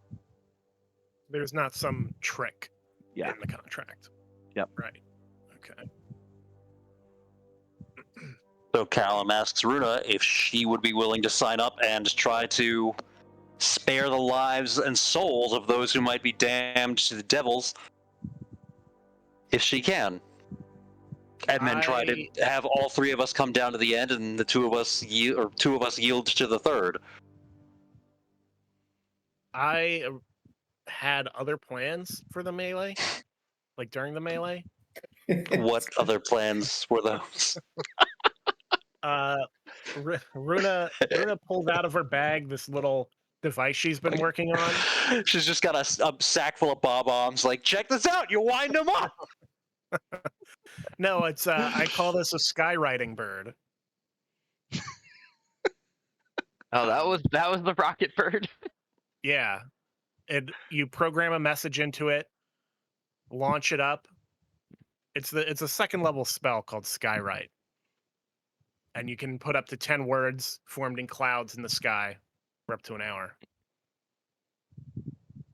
Nice. So I was going to put some political messages up in the sky over the tournament while everyone is, death to Hephaestus and that kind of thing.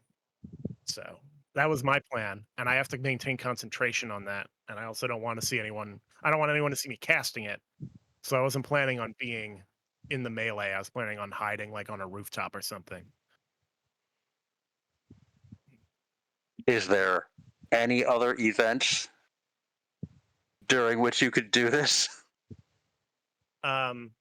Is there other events? Is there some sort of like public coronation or something? Well, no, but I mean, like, you could do it during the archery contest when people are going to be less focused on the thing, right? I was gonna say the joust too is like a one-on-one thing, and that is like the joust and the archery tournament are the only ones where, like, archery, they don't suspect anyone will die because it's range. It's like you're shooting targets. Yeah. And the joust, that is one where they have kind of declared that, like, you aren't allowed to kill, right? So my guess is that's where, like, the important nobles and stuff like that, the people they don't want to die, are going to be competing. That's a good point. Maybe the joust would be a better. And with jousting, there's a lot of downtime where they clear the field and run the horses back and all that, and get a new lance and shit. And with the archery contest, like they have to go and clear the targets and stuff like that. Those contests would be more apt for political disruption. That's a good point. Are all these tournaments on the same day, or are they spaced out? So the 3 that we mentioned are going to be on the same day. Then the following day is going to be the adventurers competition, because they expect that one to take like the bulk of the day. But they're not all at once. They're still separate, like Correct. one after the other after the other. Which one's first? The archery contest, then the melee, then the joust. So you could guarantee that you would still not be too beat up to disrupt the archery contest, and then join me and Cassavel in the melee. Skywrite has a ritual spell, so I don't even need to have like a spell slot remaining to cast it, as long as I have 10 minutes. Yeah, but like if you're unconscious or angels forbid deceased. Yeah, and that's you're asking me to take a big risk entering the tournament and signing one of these. Yes, but I and presumably Cassavel would be looking out for your well-being in this. Yeah. I'm going to try to save as many souls as I can.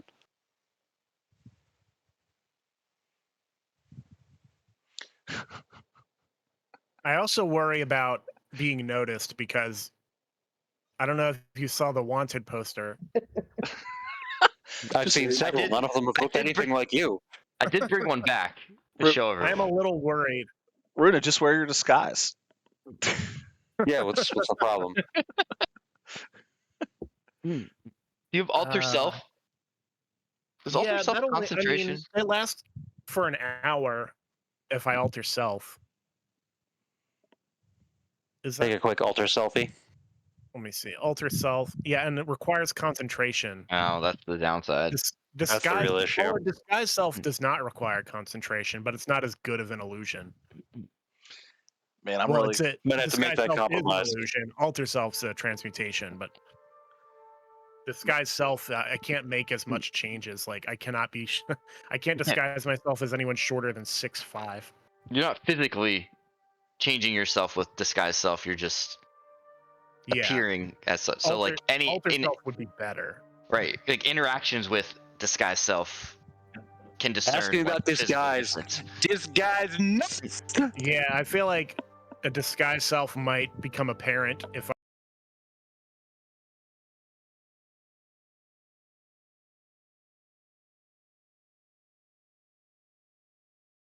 the fact that I'm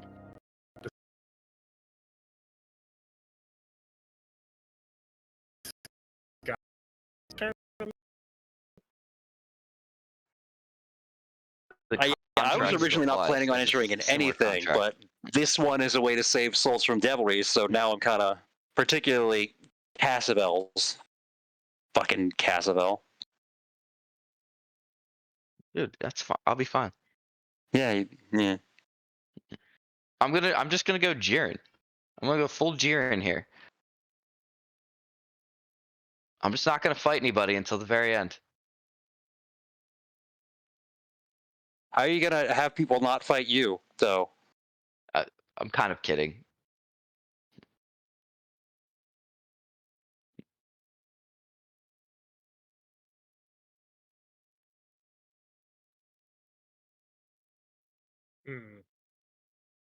I mean, Cassavel's not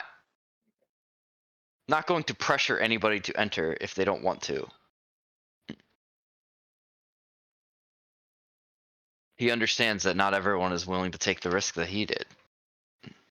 Well, also, some of us, like Scott mentioned, some of us are going to be absolutely hobbled by the rules of the tournament. Like, there's no point in Mary and Remy in joining. They can't do any of the stuff that they're good at. Well, we could ask Bernard. When I am there, though, I'm probably going to be wandering around invisible. And speaking of laying low, if Runa would like, I could also cast an invisibility on her. It's the same spell. Is there anything in the contract against that shit? Because that's one way to make sure you get to the semifinals. I do have. I also have invisibility. Okay. Wait, hang on. So I want to keep a little if you profile signed myself. up for the tournament, you bust in invisibility, and you just have like 6 healers kits on you, you can go and stabilize dead people without anybody knowing that you're doing it. Maybe. Just that. I don't see the end goal here. I feel like Save you souls. I feel like you stabilizing somebody would break the invisibility, What? Hold on. wouldn't it? I mean, I guess it's an attack or a spell if you attack or Yeah, cast a attack spell. roll deals damage or cast a spell. So I guess not. None of which involves using a Yeah, if you're using a medical healer's kit. kit. Yeah.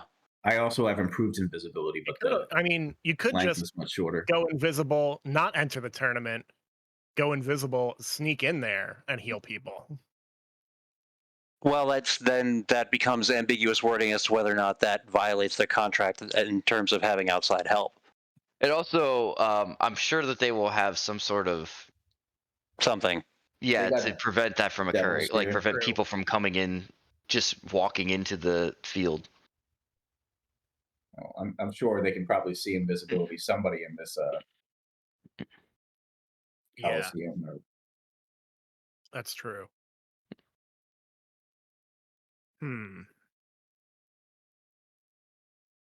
What? But you can cast invisibility on me, though, right? Yeah, I think so. So Yeah, I it's could a do creature this. touch. I could do this if you're not willing to take the risk. I could do it on my own and not actually drop the invisibility unless Cassavel is in trouble. So invisibility does require concentration, obviously. So What about a Yeah, Yeah, potion so the of caster has to invisibility? concentrate.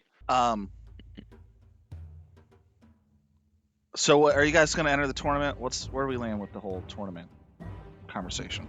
All right, so Callum is in, Okay. and he gon' join up. He's trying to convince Runa to do the same thing. He wants to go in and get invisibilitied by one of the team members. It doesn't have to be Runa. But if Runa shows up, then Callum would obviously want to catch invisibility from I thought we had an invisibility potion. I thought that was, for example, the potion. You do. No, and I then was wondering if that would be a good solution, so I looked it up, but they're expensive. but we own one. We have one? Yes. we do have one. It is Oh. difficult to find in the bag, but we do have one.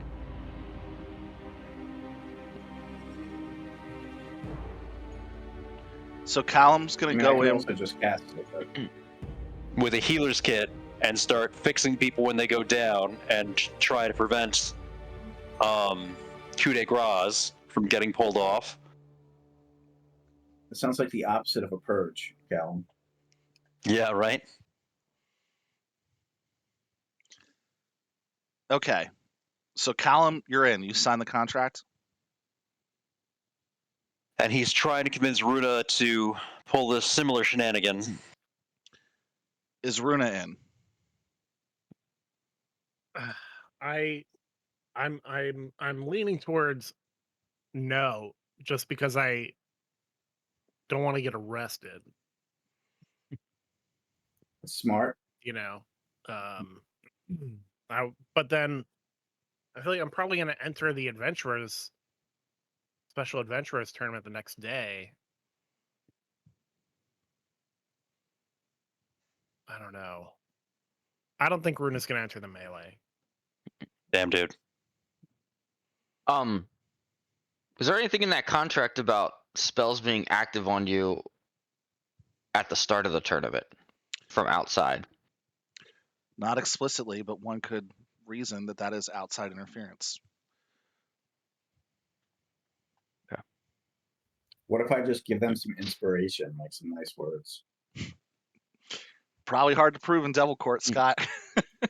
Yeah, right.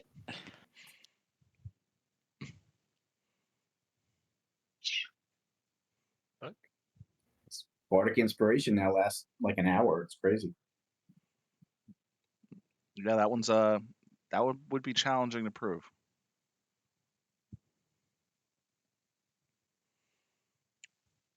Okay, so Callum, I just want to get all our cards on the table here. Cassavel and Callum have signed a Faustian contract with Mr. Wincott to enter the melee and forfeit their souls if they die or cheat. And Callum is going to try to save people from having to lose their souls during the match. Got it. And Runa is staying out of it, and Remy is staying out of it. Yes, but I am going to give them Spark Inspiration beforehand to everybody that enters. There you go. Okay. The tournament is tomorrow.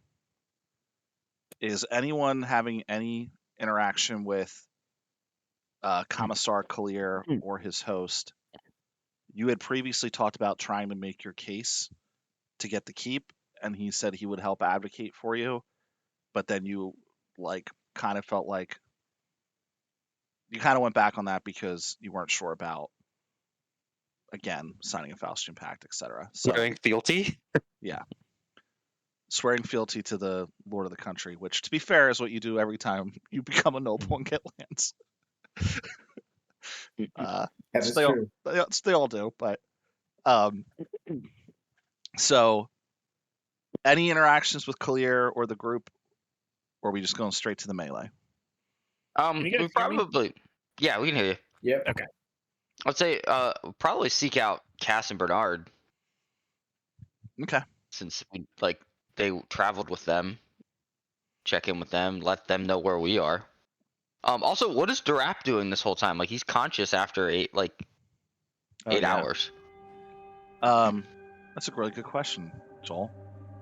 Are you guys keeping him unconscious, or are you letting him come to?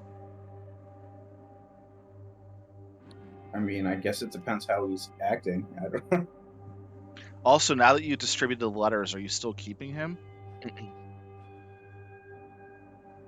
I mean, my plan was to maybe turn him over to one of these guys, one of the what's it called?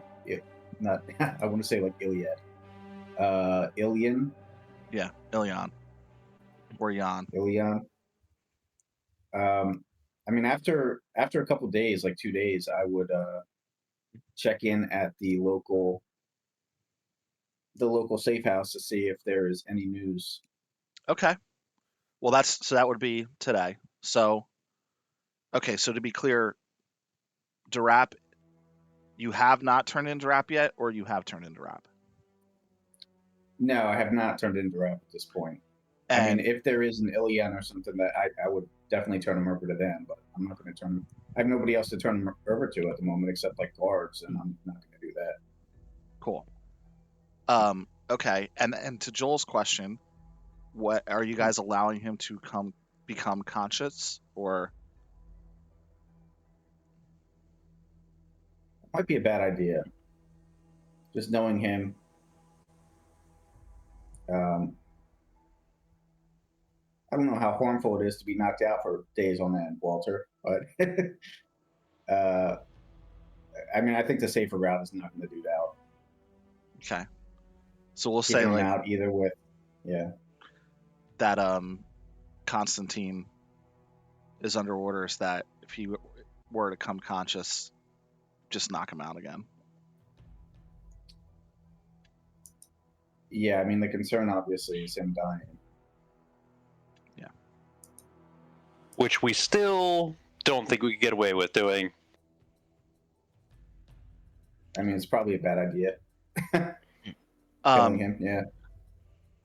When you go to check in at the Bronze Stag, who are you checking in with?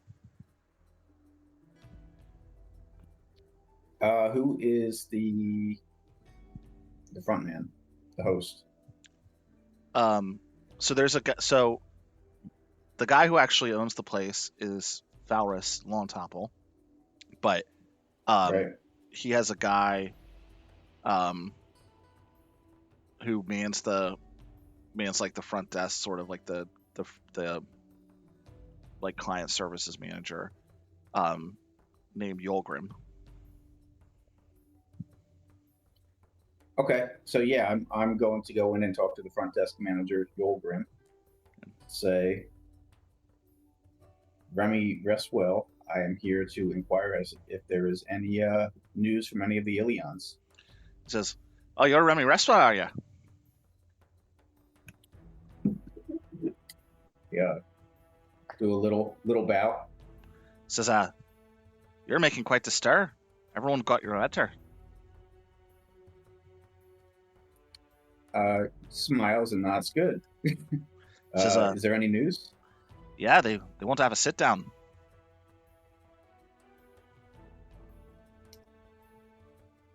Great. How'd they seem? Well, truth be told, it's a bit of a controversy. You see, Frauris Longtapper, the manager of this establishment, seems to be on your side and thinks that whatever you did, or whatever Durap did, is despicable. But Durap's boss, Elwin, he doesn't like that a cowcap is making such noise in his guild. Says it's not fair to take your word over the word of a Dury. So, there's quite the beef a stewing. Wait, I mean, I'm sorry. Did you guys say there's stew? Is there stew? Yeah, beef stew. Yeah. I mean, the evidence speaks for itself. He can't deny the body is the missing people and the letters. Oh, but deny he does. So they, what the heck? They wish to have a sit down. Okay, so when is this meeting? Cut out again. Yeah. We back? Can you hear me? Okay. Hear you.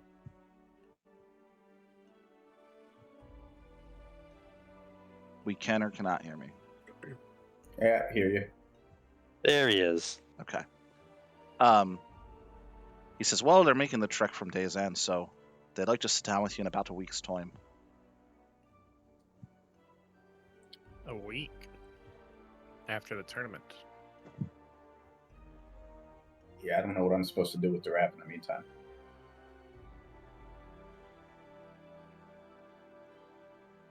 Oh yeah, by the way, he's locked up in my basement.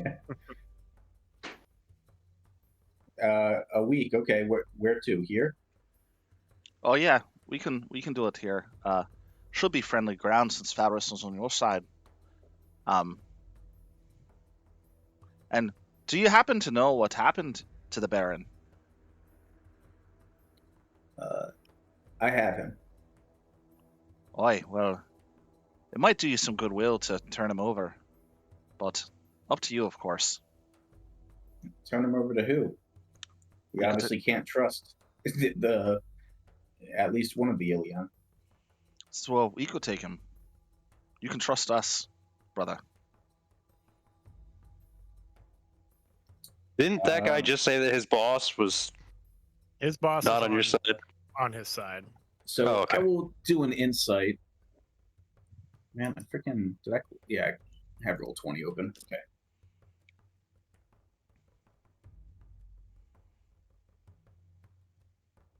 Not very good. I rolled a 6, so it's not going to be above a 10. Make a history check too.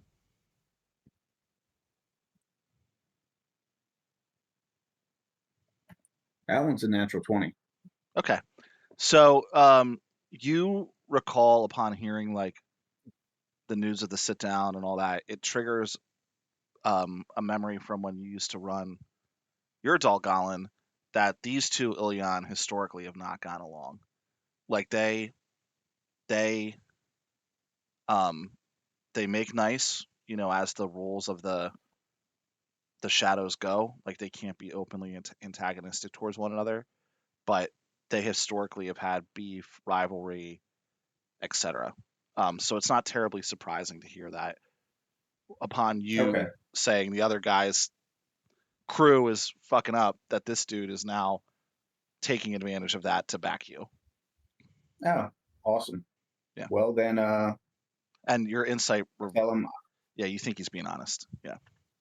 All right. Yeah, I tell him I'll drop him off later tonight. Boy, I'm sure that'll earn you some goodwill within the guild. Sounds like I'll need it. Cool. So you guys drop off to Rap? Yeah. All right. Don't know who's all going, but I let the crew know that dropping them off later that night, and guess Terminus can bring the potato sack. All right.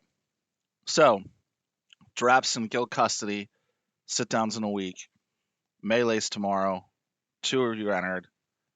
No one's doing anything with Lord Kalir and his host. Or trying to petition Hephaestus. But you do find Cassandra and Bernard. You find Cassandra's owl first. And then once the owl spots you guys, it comes to get her, and you guys have a rendezvous. Bernard looks quite different. It looks like he has full plate mail now, and his helm is style. Actually, I lied. He he has full plate. His helm is styled to look like a cat, like a jungle cat. And He's not like full tiefling now, is he? He's not a tiefling, but his visage does look quite hellish. Bernard, Yes. did you pledge your soul to the devils? The only person I pledged my soul to is Lord Constantine Terminus.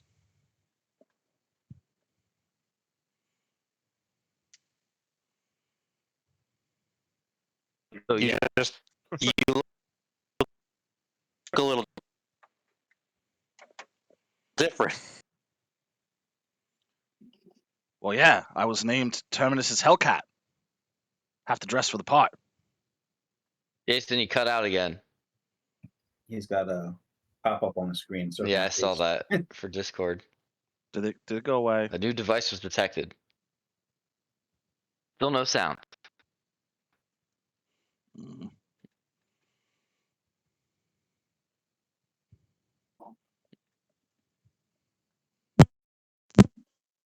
Now I hear something.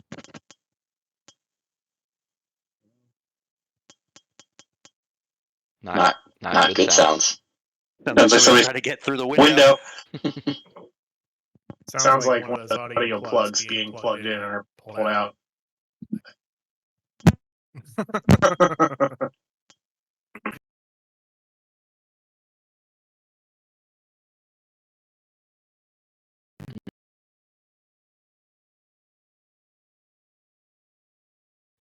Technical diff.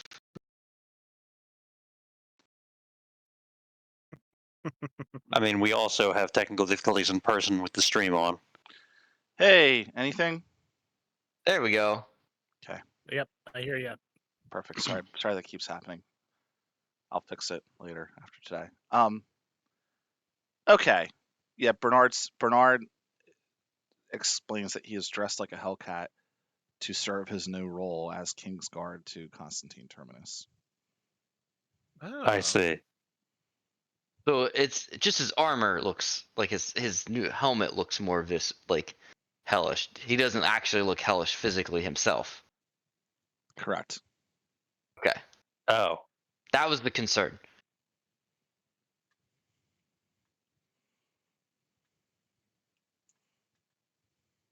All right.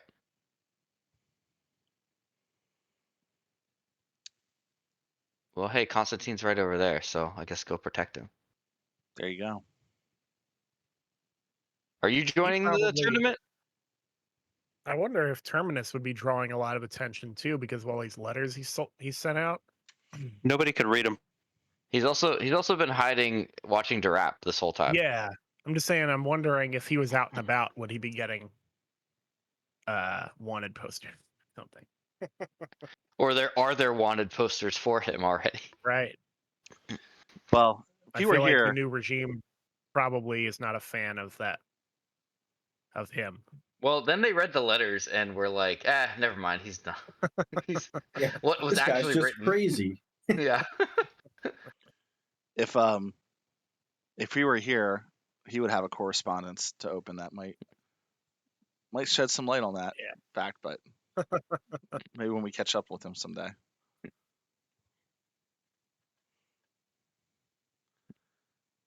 All right. Time for the melee? Got about an hour I left? think so. Okay. All right. All right. So, Oh, yeah. go Time ahead. out. Sorry. Before that, this could be completely out there. I don't know if it's a thing. Do they make potions of sea invisibility? Yeah, those potions exist like in the world. Is there one? Is there a place I could buy one in town?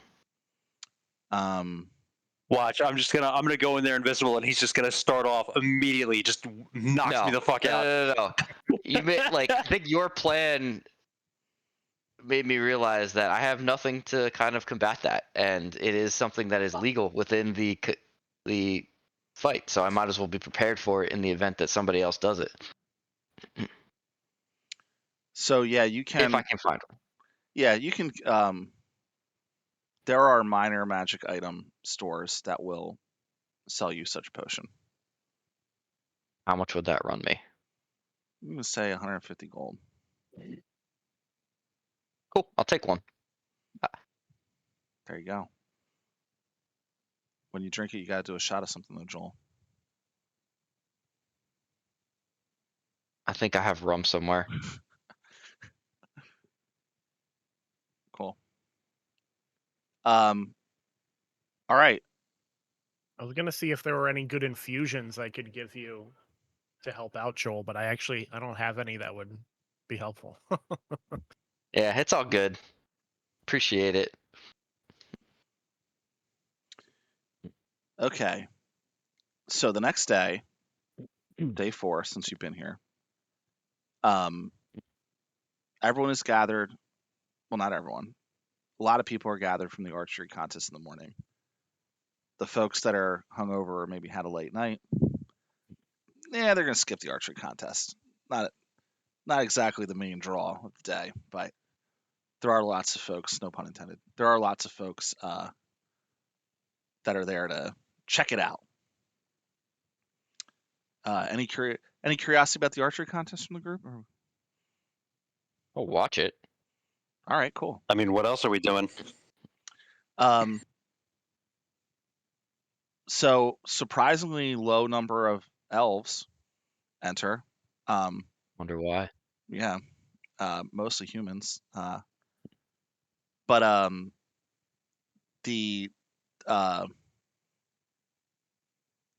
upset victory goes to a halfling who uses a short bow.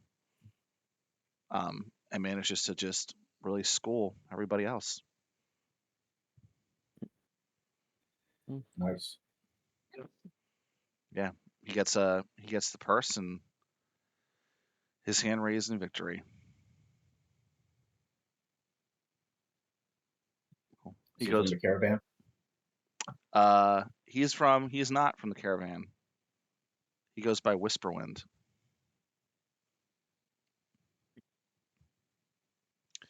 Next up is the melee.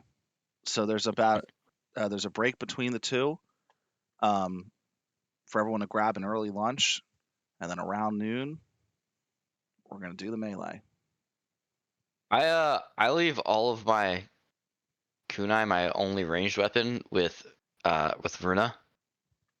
Okay. Just so I'm not tempted or forget in the midst of the battle, and end up damning myself for eternity for throwing a dagger.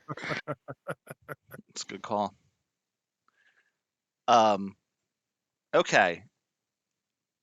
Anything anyone want to call out? So they tell all the people entering to come gather in the dirt circle, and it is just like we always joke around about how like fights don't necessarily take place in like a blank field, but this is a fight in a field. Like that's what you're doing. It's a bunch of people. It's an arena, right? Yeah. It's I mean, it's like a big dirt circle with bleachers on either side. And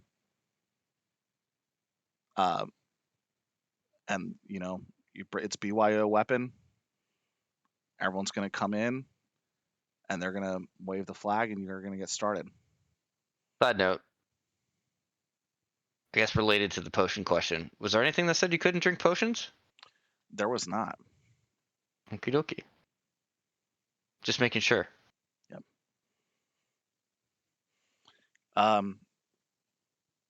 Callum, you doing anything tricky before you go in, or just going in? I mean, so I'm gonna get my hands on I don't know how healing kits actually work. Can you just stabilize a motherfucker with them? There's 10 charges. Yeah, I think you can do it. It means you can stabilize without making a medicine check. Okay, great. Then I'm gonna get 2 healing kits. I don't know how much that costs, but I also have no idea how much the group loot is. So, win-win. Yeah, I should put that on Word, what we have left. Yeah. They are 5 gold apiece. Yeah. 10 charges. That means So 19 pretty people are gonna doable. die, Callum. Oh, actually, they do not have charges anymore. That was oh no. Why does it say expend one of its uses? Oh, it does have 10 uses. Never mind. I can't read. There's your problem right there. I skip over the first line. When is there ever anything useful in the first line? Seriously. Apparently there. Apparently.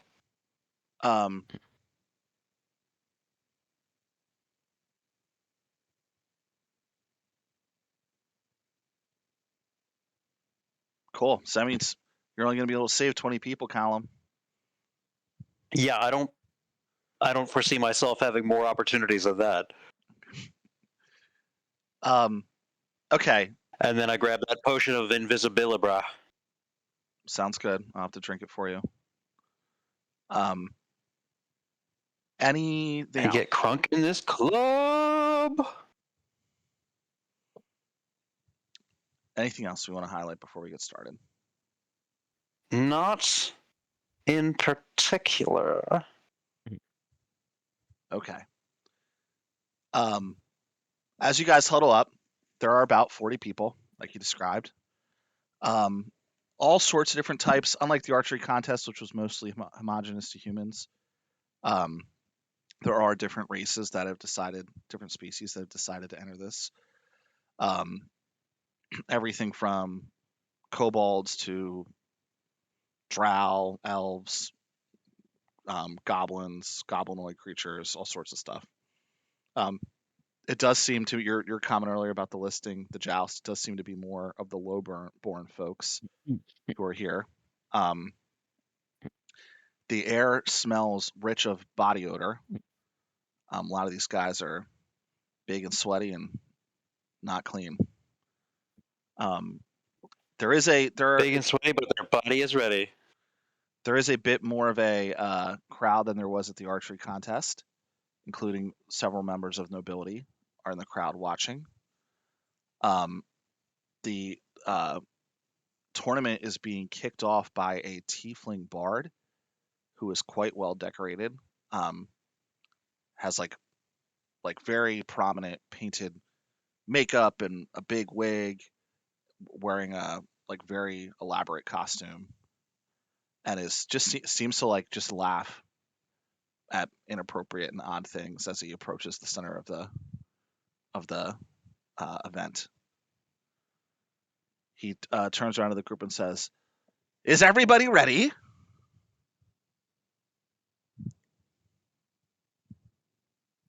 Got to go through one by one and say, yeah. Always ready. And then he comes back with, "Oh, listen up, Want to remind everybody, unofficial sponsor. Melee only, including magic and spells. No outside interference. No ranged weapons or spells. May the best humanoid win."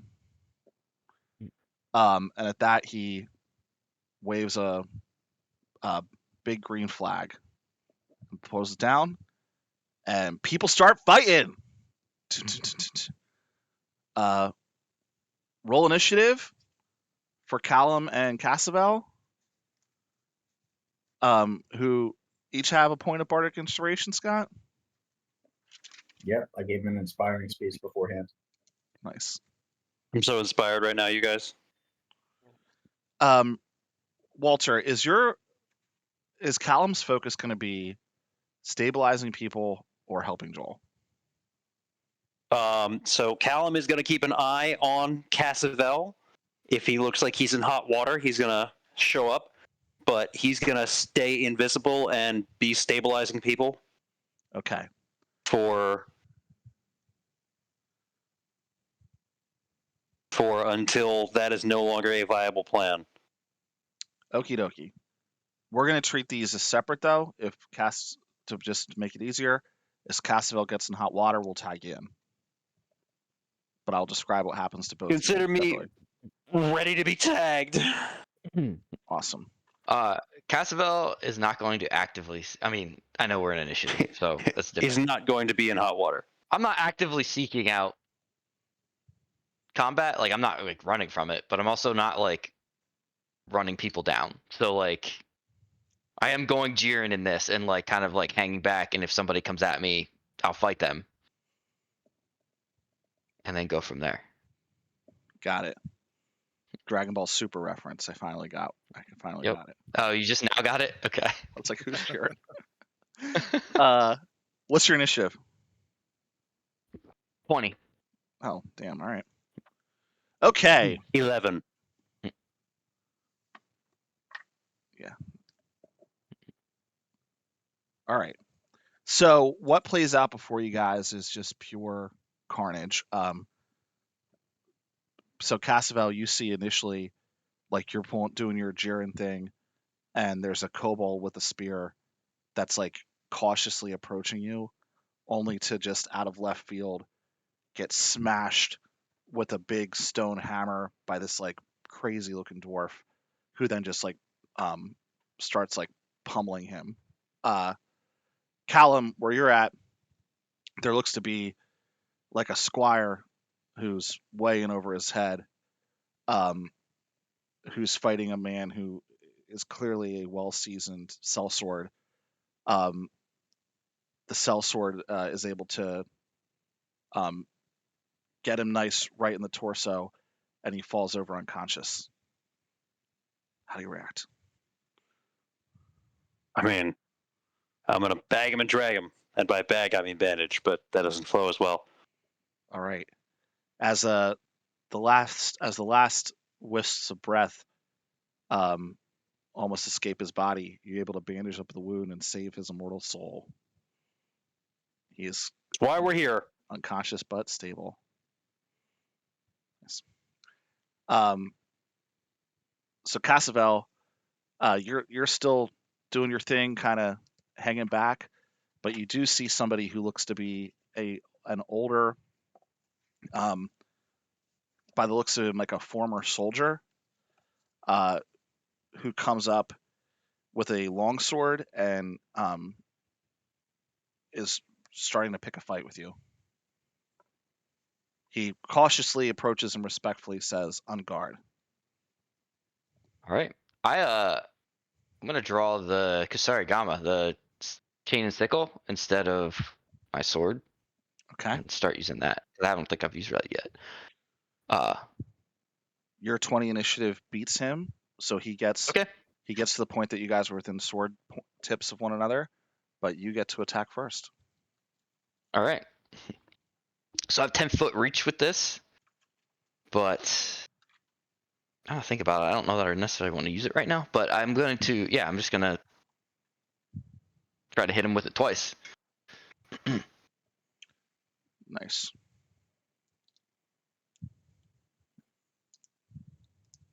Didn't roll great. I got a 13 and a 15. Okay, he is wearing splint mail, so both of your attacks bounce off of his armor, and he's going to parry and attempt 2 thrusts of his own. Well, I still have my bonus action, right? Oh, I'm sorry. Go ahead. Do your bonus action. I didn't mean to skip you.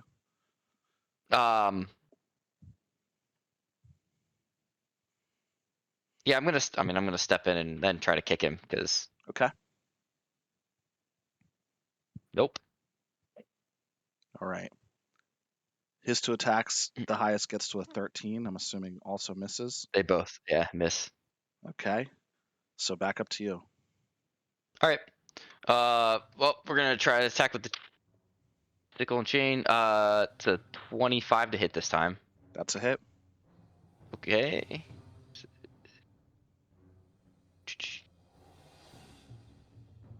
For 7 slashing damage. Okay. Steve, what about some of that sword fighting music? I'm working on it. Oh, thank you. Sorry. And I will follow up with a kick to his chest for another. Well, this is 23 to hit. Hit. For 6 bludgeoning. Okay. And then with bonus action, I will just throw another kick. So basically, roundhouse followed up with another kick, side kick. I don't know. 21 to hit. Hit. For 8 more bludgeoning. Okay. Your flurry of blows, including your kick, lands squarely in his chest, and you knock the wind out of him. He lets a big exhale of breath as you see the look in his face that that one essentially really hurt. He draws a short sword in his other hand and approaches again now, trying with 3 attacks this time. AC is 21. Okay, one of the 3 hits for 11 slashing. Okay, I'm gonna use my reaction to use deflect attacks, which is gonna negate the damage. Okay. Because I can't roll. I don't think I can get less than 11. What do you? Yeah, because I. How are you parrying it? With the chain. So like, as it comes in, I just kind of tighten it up and thrust it off to the side. Okay. Nice. Which I will then follow up with another kick. I miss. And then just another. I mean, it'll be a melee strike with it, but man, I'm rolling really bad. Miss again. And then I will just try another kick with my bonus action. All right, 18. Hit. Or 9 bludgeoning. Okay, he is bloodied. He's gonna try to attack you again. It looks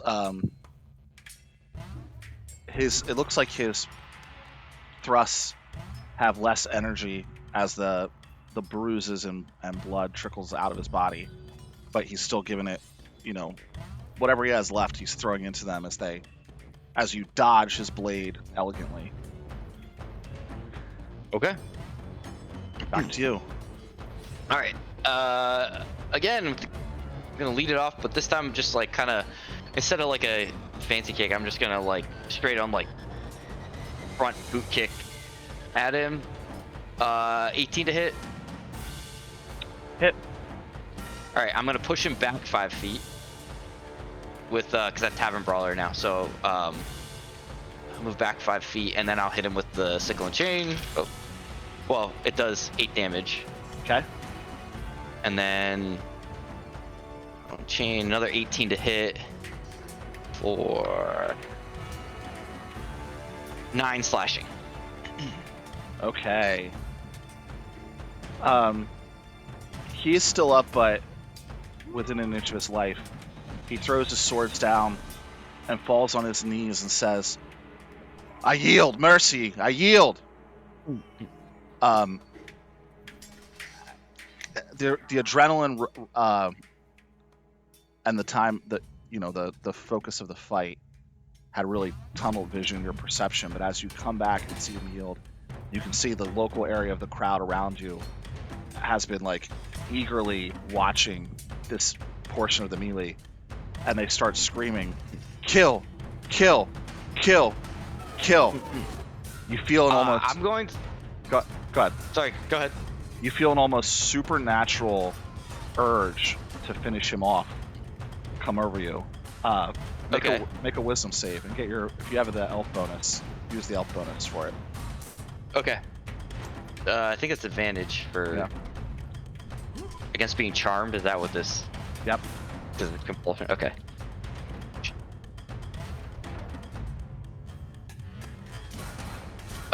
20. Okay. Whatever that was, just like the peer pressure of the crowd, you shake it off. How do you respond to their chants? I will kick him, but knock him unconscious. Okay. I will knock him unconscious because I don't want somebody else to come along and like try to finish him off. Got it. As you kick him to the side and he goes out, the crowd's clearly disappointed. They start, boo! Fuck the elf! Callum, where you're at, you see this like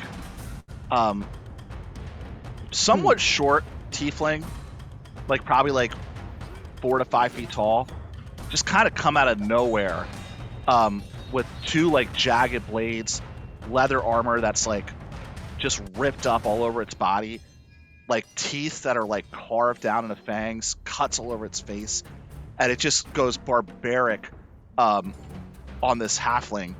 But the halfling actually, like as it collapses on him, shoves his short sword into his torso, and he falls over with a huge gaping gut wound. How's Callum respond? Well, it's going to be hard to stitch that one up, but here goes. I can't heal him or my soul is forfeit, so here we go. Do you have to make a medicine check? I thought you said that the kit doesn't require you to make a medicine check. Yeah, for the kit you can stabilize without making the check. Okay. Then you stabilize him. You bandage him up. Nailed it. I like how, so when I let go of the bandage, it becomes visible, right? So I'm just like, Yeah. it's just appearing on people. Yep. Awesome. From across the way, Cassavel, you see a very well-equipped human, very big, using 2 axes, that is just mauling through people, and you hear that side. It's from the other side of the arena, but you hear that portion of the crowd yelling, "Basilisk! Basilisk! Basilisk!" And he's just murking folks.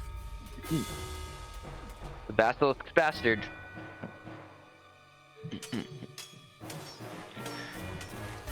How many people are left? Still a pretty decent amount, like at least 30. Okay. Okay. All right. I'll let him tire himself out. There you go.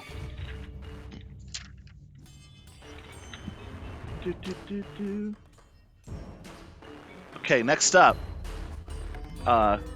another gentleman approaches you. Oh.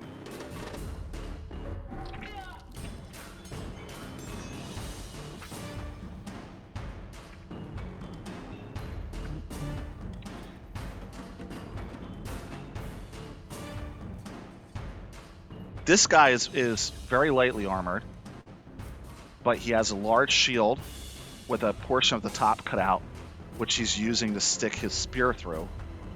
And he looks almost like a crab as he's going through the battlefield and just like blocking with the shield and hitting with the spear. Moments after you kick and knock out the veteran, he downs the next closest person and looks at you through the hole in the top of his shield, making his approach. All right, I'm gonna stick with the sickle and chain on this one. Nice. Got to loop up over around the shield. All right. He ties your initiative, but It's not really good for that. I'm gonna give you. I don't know if I'm giving this to you or this is how it works automatically, but you get the tiebreaker. Okay. But no, like you are very well matched as you like barely get the jump on him to attack him first. Okay. I'm gonna try to stay back at range from this guy, and so I'm gonna try to hit him twice with this chain, and not opening well. 13 and 16. 16 hits. All right. It said he has the shield, but he's not heavily armored. 7 slashing damage. Okay. You get the first blow as he pushes the shield up into your sword, or what did you say, sickle? Technically would be sickle and chain.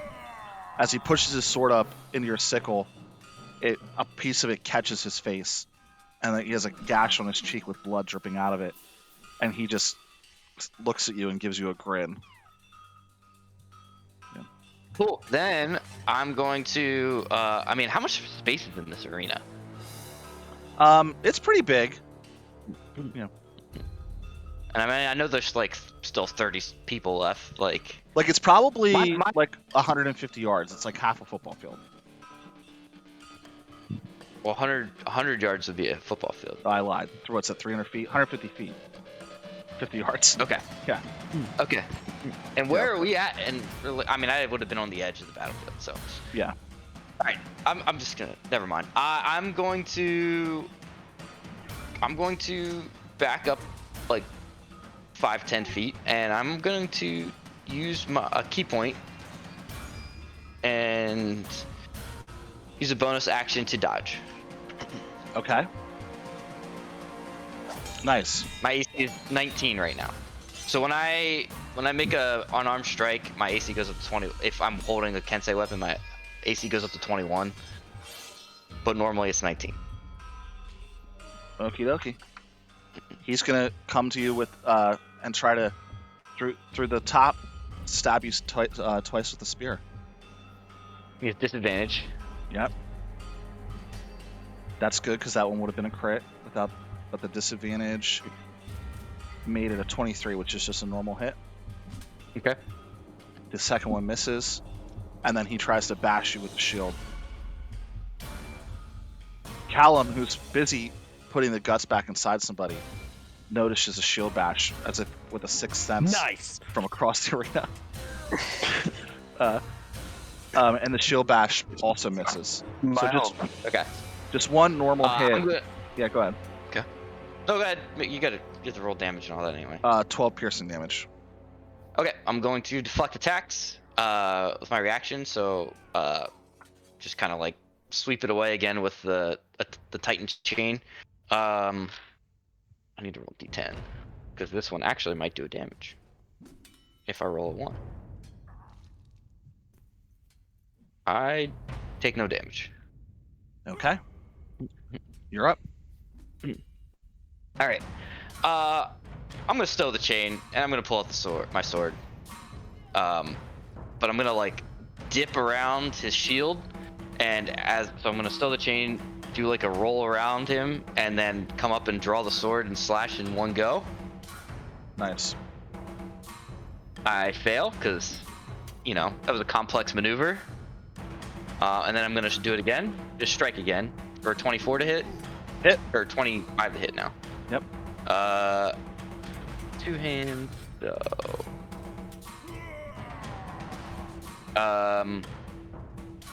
12 slashing, 1 psychic. Okay. Girls getting in their heads. Yeah, the crowd lets out a big, yeah, at that. And then I'm going to give him a kick in the back as my bonus action for a 20 to hit. Hit. And 9 bludgeoning. Okay. So you just kind of like embarrassed this guy. Like he was like smiling at you, like at the cut, like he thought he was well matched. But as he goes to stab you, you're just dodging his blows, with just this like elven finesse, and then he tries to block with the shield, and you just go under him and kick him in the back, and he almost loses his balance, and his entire demeanor has went from cool gladiator guy to pissed. He's gonna pissed offedly try to stab you again. No dodge this time, right? No dodge.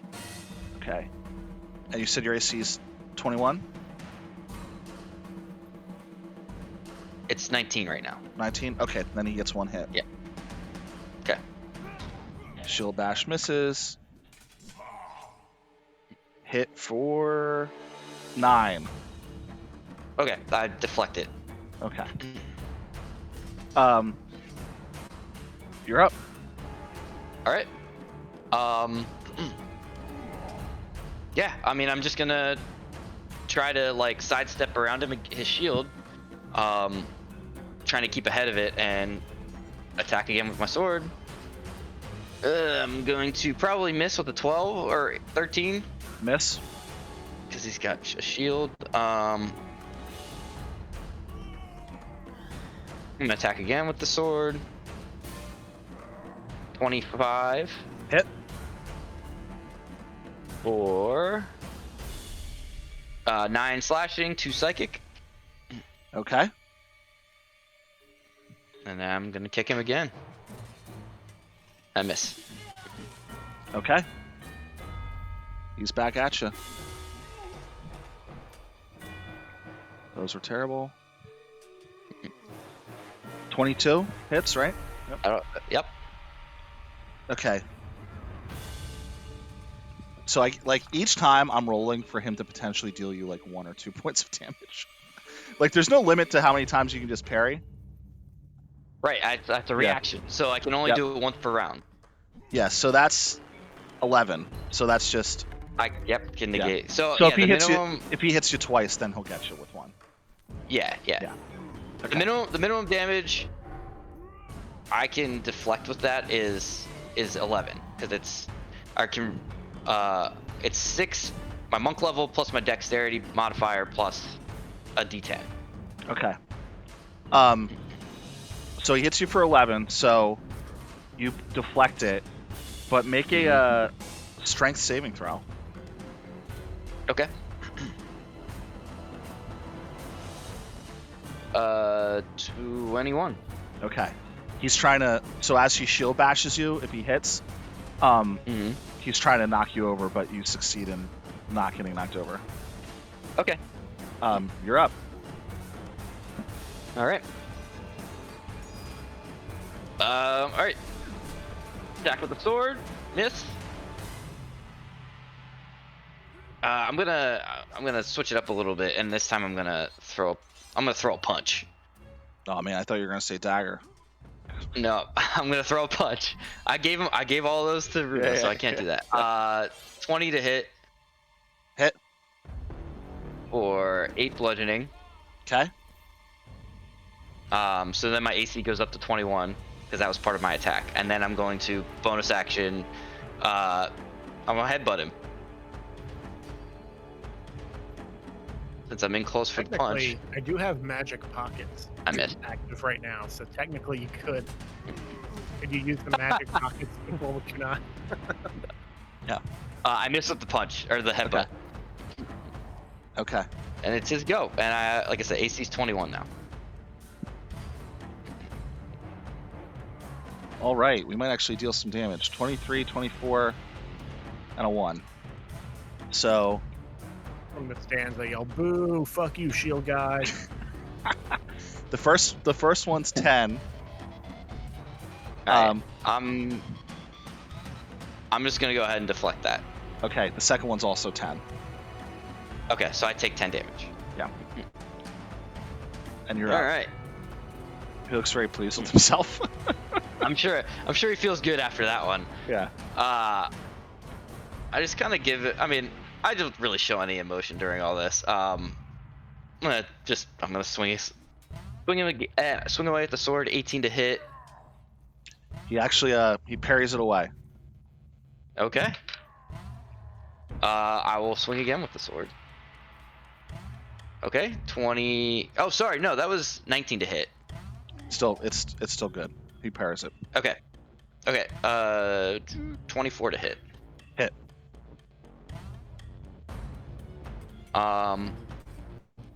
13 slashing, 1 psychic. Wow, he is bloodied. And then, man,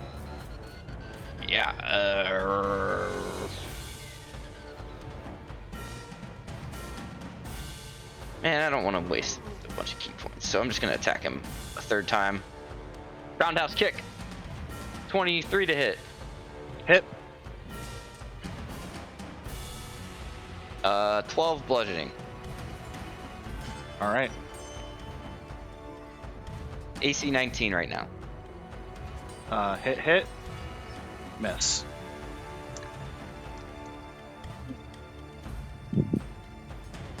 $12 damage on the first one. I'll deflect it, so I'll take 1. Or no, actually, I roll. Duh. I don't take anything. 13 on the second one. Okay. And you are up. Okay.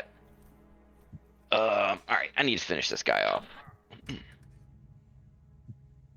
I will again attack him twice with my sword.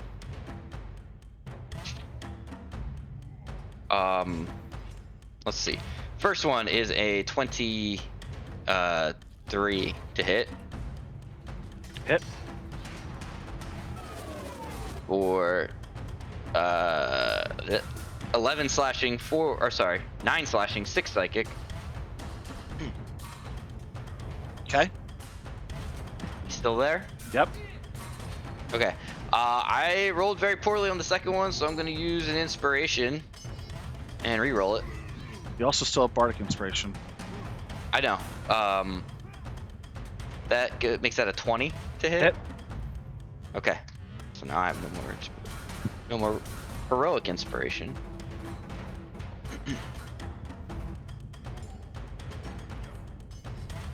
All right. 6 slashing, 6 psychic. Or sorry, 7 slashing, 6 psychic. Okay. So, Callum. We're gonna rewind a little bit. Rant. Go back several rounds.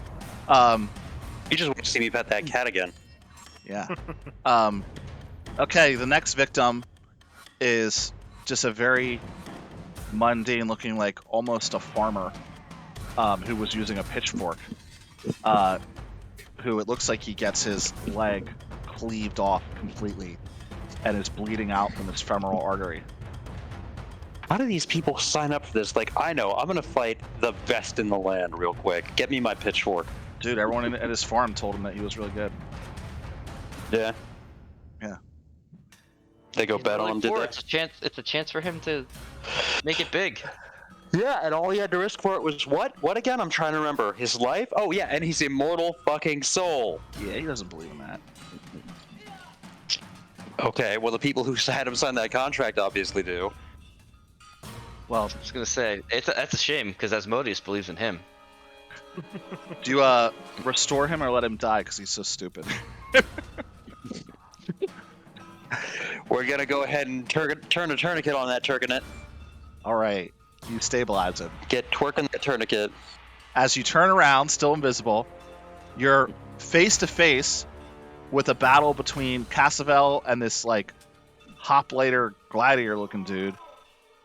Just in time to see Cassavel slash the gladiator twice across the chest. He falls over with a huge cut across his pecs, just bleeding out. Callum's gonna sigh at Cassavel a little bit and then start patching. All right. Okay. Runa, are you doing your bird thing? I whisper. Thanks, Callum. What? Are you doing your bird thing? I was gonna wait until the joust. Gotcha. Burden? Bird's the word. Do you Okay. want to unburden yourself?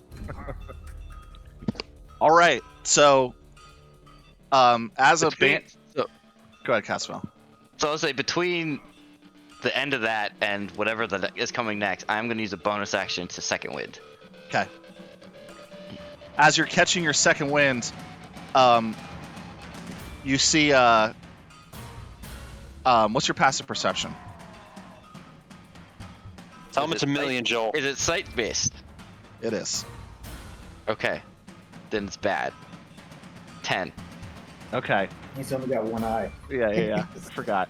So the dirt in front of you starts to move, and you realize that there is an elf who covered himself with dirt and has just been laying there the entire time, trying not to get noticed. And he, seeing that, like Hunger game strategy. Yeah, well, you didn't see him because you failed your perception, but he kips up. So you fail your perception, you just see a bunch of dirt fly in the air and a stab coming at you. Sneak attack. Yeah. He does not beat a 20 though. So, what are you at Well, right it's a now? 19 right now. Yeah, he still misses. So Okay. again. So the dust from the kip up settles, and as the air clears, he's standing there with his knife in the air, having missed you. To which he looks very disappointed. You're up. How many people are left? Probably about 10. Okay. Okay. Sword's still out. Yep. So yeah, I'm gonna attack him with the sword. Slashy does a 17 hit. Sure does. 10 slashing, 4 psychic. Do you kill him or knock him out? I'm gonna knock him out. So as the dust clears, you just turn around and he's barely any sort of challenge. You're able to just knock him out. And How long was that guy laying there? for a while. Like, did people see him come out with the rest of the participants in the melee and lay down? I don't know, man. Again, the crowd's gonna yell, "Kill! Kill! Kill! Kill!" Make a wisdom save with advantage.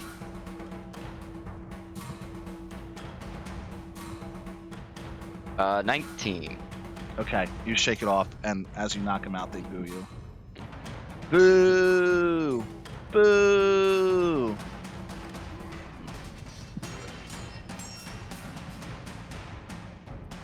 Awesome. As you look up on the battlefield, the last two guys are both teaming up against the Basilisk Bastard and parrying their thrust with his axes. He puts an axe in each chest. Callum, two fairly well fighters who now have a big axe wound across their sternum, fall to the ground in front of you as the Basilisk Bastard steps over them and makes his way towards Cassavel. You are the only three left. Shit. Walt, you're muted. I'll keep an eye on the fight between the two of them, but I'm patching first unless it looks like Cassavel's fucked. Yeah. All right, Cassavel, you beat him in initiative. You get the first action. All right, Cassavel, you're fucked. Kick him in the balls. Where's this dick? Give him the old dick twist. Grab his dick and twist it. That classic move we all know Yep. and love. Okay. How good do you guys think this guy's Constitution save is? I imagine he's gonna be fairly decent at it. Yeah, you're probably right. Probably props. Okay. He's wearing full plate mail with 2 axes, just FYI. So that's also going to be fun. Oh, good.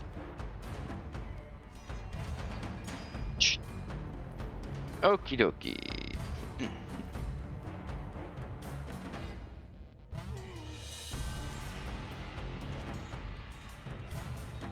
I also keep forgetting about Vex on the fucking longsword. Yeah, I keep Or doing actually, that. it's Sap. It's Sap. I keep doing that in the text group, man. Let's Yeah, not forget Vex about gives Vex. you the follow-up advantage, and sap gives them the disadvantage. Yeah, that sap actually might have saved me some of that damage from the last fight, but Sap it's okay. is pretty freaking solid, I gotta say.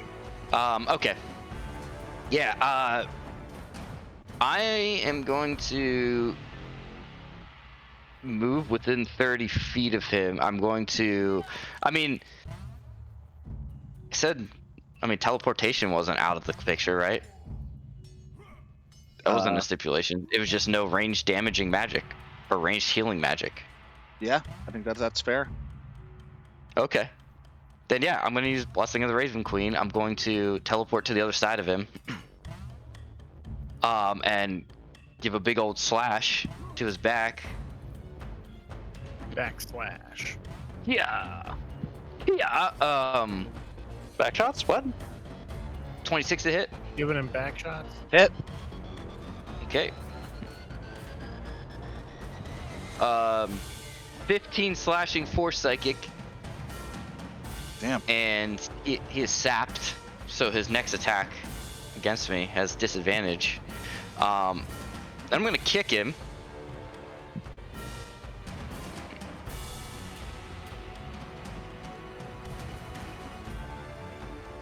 $18. Miss. All right, so he's got something other than the plate armor going on. Yeah, that's actually doesn't make any sense. So, I'll say the 18 actually hits. Okay.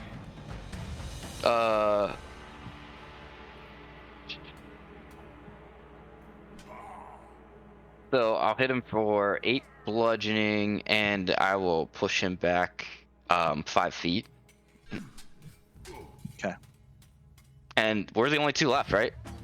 Yes. Besides Walter. Okay. Yeah, I'm just gonna. That anybody can see. I'm just gonna fucking keep away from him. So Yeah, like, I'm gonna move outside of what I suspect his movement range is.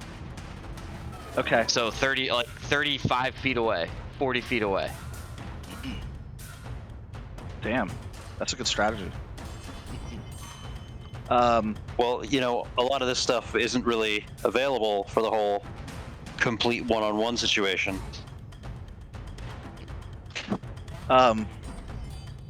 He's gonna. Okay. Yeah, he's gonna.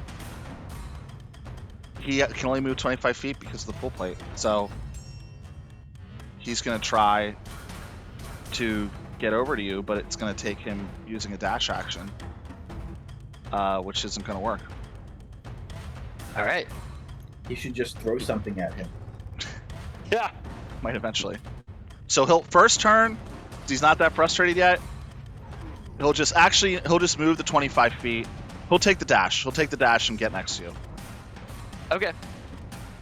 Then I'm going to attack him twice with the sword. Why does the full plate slow him down?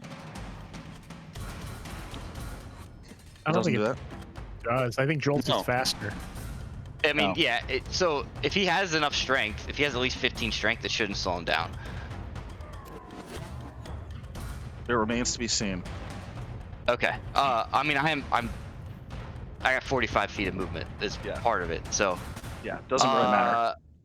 Yeah. So I got a 19 to hit, and I missed with the other one. All right, hit. So, 11 slashing, 5 psychic.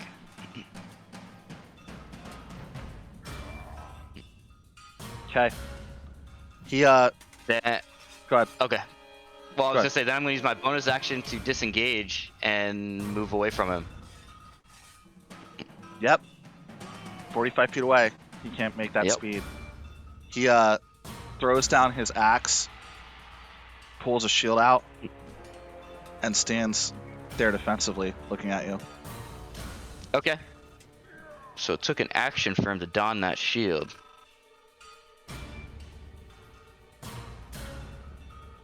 Just thinking.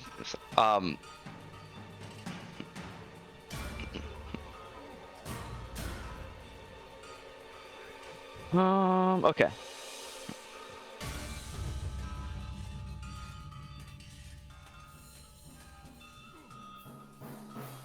Okay, I'm gonna move up to him.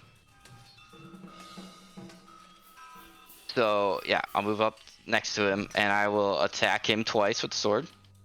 Oh man, he must have something that lets him draw shields fast, because he's ready in action to attack you. If you get close to him.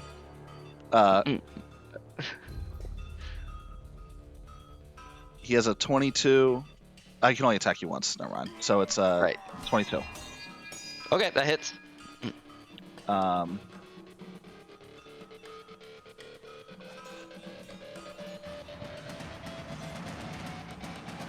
12. He rolled bad. I will say deflected that. I will say that. He rolled Yeah. bad. Okay. Yeah. Deflect it. I deflect all of it. Okay. I will attack him twice. I miss with one. The other one is a that's what 8. What's the bardic inspiration die at this point? Scott. It's a What's the D8. bardic? D8. Okay. So I And got we the d- Eagles game on in the background. Yeah, I forget. Is the new rule that it only disappears if, or no, it doesn't matter. If you expend it, if you use it, it's expended no matter what. There's something else I was thinking of. That. Yeah, there's something I get later. I don't think I get it yet. I can Okay. check. Yeah, Where- when it gets upgraded, the upgraded version doesn't get expended all the time. Okay. Well, I got a 21 to hit with the first one. Hit. Okay. 14 slashing, 4 psychic. Bloodied. And make a Constitution save. Is it to be stunned? Yes. Basilisk is nothing. He's getting his ass beat. 17. Getting his ass. Okay, he beat. passes. And then actually, I have advantage on my next attack then, even if he passes, which I forgot about. So 4 and a 22 to hit then. Hit. This is like Or- the door. 15 slashing, 1 psychic. Nice. What do you say, Scott? This is like the Red Viper of Dorne versus Yeah, Mountain. dude, it's 100% like that. You should knock and him out then- and then spend like 20 minutes gloating. God. And then I'll use a key point to disengage and dash and move out of his range. Okay. I'm only gonna move like 35 feet though instead of the full 45. Okay. Yeah, you're still out of his range. He is fucking really, really frustrated. It totally is the Red Viper situation. But he just gets a smirk on his face, and he pulls out a vial from his pocket and drinks it. The crowd lets out a big like and Callum, you see this guy turn invisible. Well, just because I'm invisible doesn't mean I can see him. Yeah. But I'm not sure what he intends to do to Cassabel while he's invisible, since anything he does is going to break that invisibility unless he's packing a potion of greater invisibility, which seems less likely. Yeah. Now, Cassabel, you had a potion of sea invisibility. Did you drink that at the beginning of the fight? No, I didn't. So you see him turn invisible. Okay. What is it to drink a potion? Is it a bonus action or is it an action? It's a bonus action. Okay. Then I will use my bonus action. I will pull a vial out and I'll use a bonus action and drink a potion of sea invisibility, which I have to go grab a shot for now. We can do it Thanks a after. lot, Basilisk. We can do it. We can do it after the fight. It's okay. Okay. So do I see him? Yeah, he appears in front of you, Okay. smirking and like creeping up towards you. Okay. Like how far away is he? 15 feet, because you still outmove him pretty good. Okay, so that was my bonus action. I'm actually gonna draw the sickle and chain. I'm gonna use one hand with it, and I'm gonna swing it like one-handed at him twice. Okay. I'm gonna move up 5 feet and do that because I have 10-foot reach with it. Mm-hmm.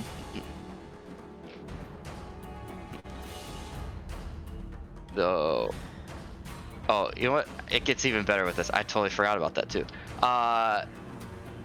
20 to hit. Hit. Okay. For 6 flashing. And he's slowed. Oh, nice. So he loses 10 feet of movement. Great. And then I'm gonna hit him again. Okay. That's only that's what? 15 or no, 14 to hit. I'm gonna go ahead and use the bark inspiration there. Okay. No, I'm gonna be smart. I'm gonna save that just in case something stupid happens. So I missed with that one. All and right. then I'm gonna back up 20 feet away. Does he get an attack of opportunity? I'm outside his range.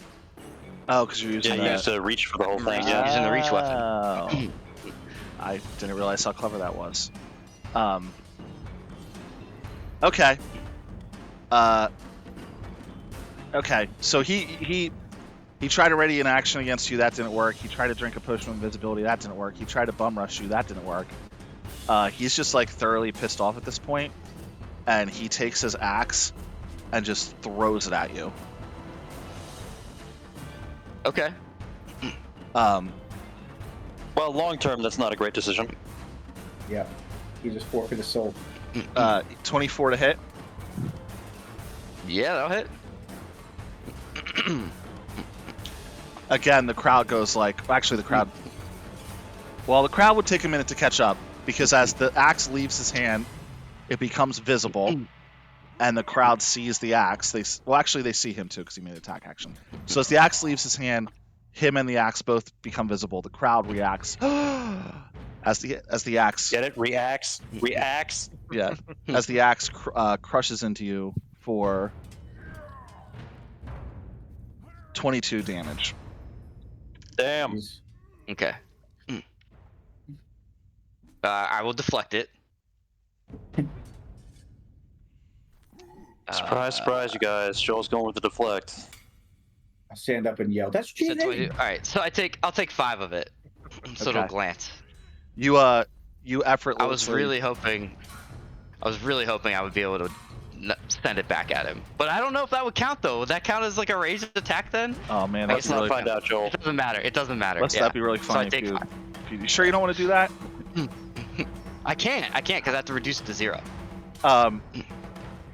You, as he thinks this is his big moment, you kick the axe out of the way.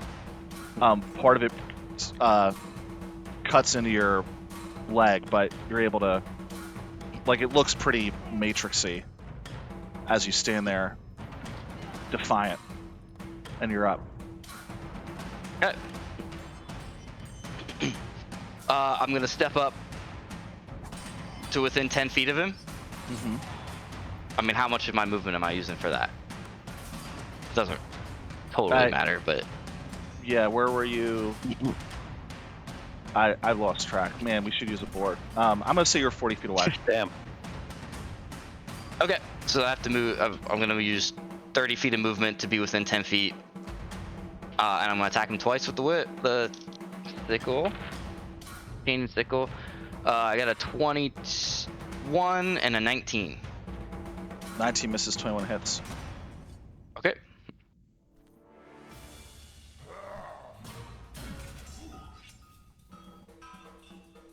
Okay. So for the one that, man, okay, for the one that hits, I guess I should be doing these in order if I'm gonna play it like this. It's kind of cheesy, but 9 slashing. Okay. And you said the 19 misses. Right. I'm gonna use the bardic inspiration on it Okay. to make it a 20. Hit. I rolled a 1 on the bardic inspiration. All you needed. For 11 slashing. Okay. And with the last moment of being inspired by Remy's speech earlier, you deal a blow that takes down whatever remaining hit points the Basilisk Bastard has. Callum, you see him fall to the ground. Looks like he's... Joel, do you knock him out or you kill him? We'll try to kill him. I'll knock him out. I'm gonna knock him out. All right. You see him fall to the ground, unconscious and bleeding, Callum. The crowd Before you goes... strike, Well, I better take care of that then. Remy's voice in your head going, Callum. Not Callum, Casabeth. You know what to do. The crowd's like, woo! Callum, you stabilize him? Yes, I do. Woo! They say again, Casabel, kill, kill, kill, kill, kill. Make a wisdom save. See, this is And where I- while they're chanting for you to kill him, a bandage is appearing on his chest. Yeah. Casabel now sees Callum. One more 18. opponent to defeat. You pass the save, and you see the tiefling bard come back out, and he says, "But wait, there is one individual left." And he points at the seemingly invisible to everyone else, Callum. He says, somebody has been hiding on the outskirts, smartly trying to avoid the fight. Boo! Boo!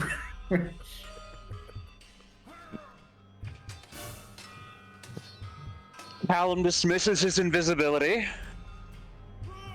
and throws down the healer's kit. That's right, devil, and I have saved the lives of many a man whose soul you would have stolen here today. You lose. Yeah. Says only if you defeat this Casabel Yeldrin. What difference does it make whether he or I claim victory today? The souls you sought to claim are not yours. You should let him win though, Walter. Yeah. Yes, the guy who played 1,000 gold bet. Yes, but your soul will be ours after the elven sword master destroys you. Callum's gonna look over at Casabel and look back at the bard and say, "And if I yield?" He says, "We will see if he is so merciful, or if he wishes to become the slaughterer of Omeran." Callum shrugs and looks back over at Casabel and says, "I yield." I bonk you on the head. Just like a light, bonk. Bonk. He says, "Casabel, Callum falls over. Callum says, "I am defeated." Casabel, you would win the tournament without a real fight? Could your victory even be truly stated in that case?" I point to the basilisk and I say, As long was as that the not a bookie- real fight? You hear the crowd again say, "Kill, kill, kill, kill." Make your wisdom save. God, this is gonna be the one I fail. Nope, natural 20. All right. He doesn't even know they're doing something to his head. He hasn't failed a single one of those. He hasn't even come close. So you all right. So Callum yields. Yes, elves are better at some things. You were It's mostly lovemaking, though. the frustrated What's that? bard. He says it's mostly lovemaking. The frustrated bard clearly sees that he is defeated, and comes over and grabs Casabel's hand and lifts it high in the air. The crowd Woo, gives a mix baby. of cheers and boos, as they don't like the fact that you were so merciful, but they do respect your What? No, Strength no of arm. Casabel the Merciful shouts. Oh, God, the best. You are truly the best swordsman in the land, Casabel. Hell yeah. Point of Callum inspiration. gives him a big ass Not yet. proud I say smile. not quite yet. Point of inspiration for Casabel. Point of inspiration for Callum. Bam! Callum has so many inspirations at this point. Nice. It's getting ridiculous. Time to go collect my winnings.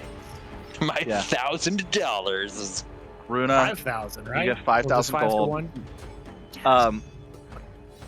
Cassavell, you get 5,000 gold. I think it was 5,000. Let me look. Yeah, that's what you said. I wrote And it down. you get a voucher for one weapon of your choice from Ratchet. Oh, nice. If confusing. It says from Count, or not Count, from Duke Holloway. And then in parentheses That's perfect. it It might says be an Ratchet. excuse to go visit Anvil Downs. Sounds like one.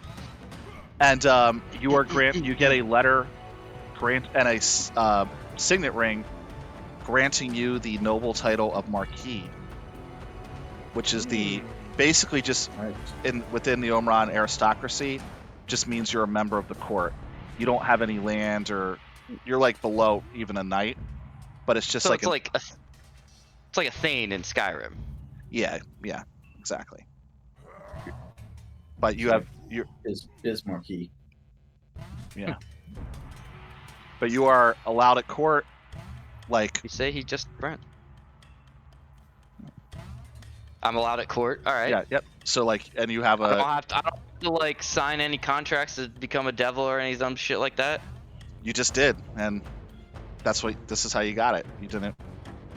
You signed the other contract, so Didn't have to sell my soul for it. yeah, you found a loophole. But yeah, Well, you had to risk your soul for it, but you didn't have to sell. Fair enough.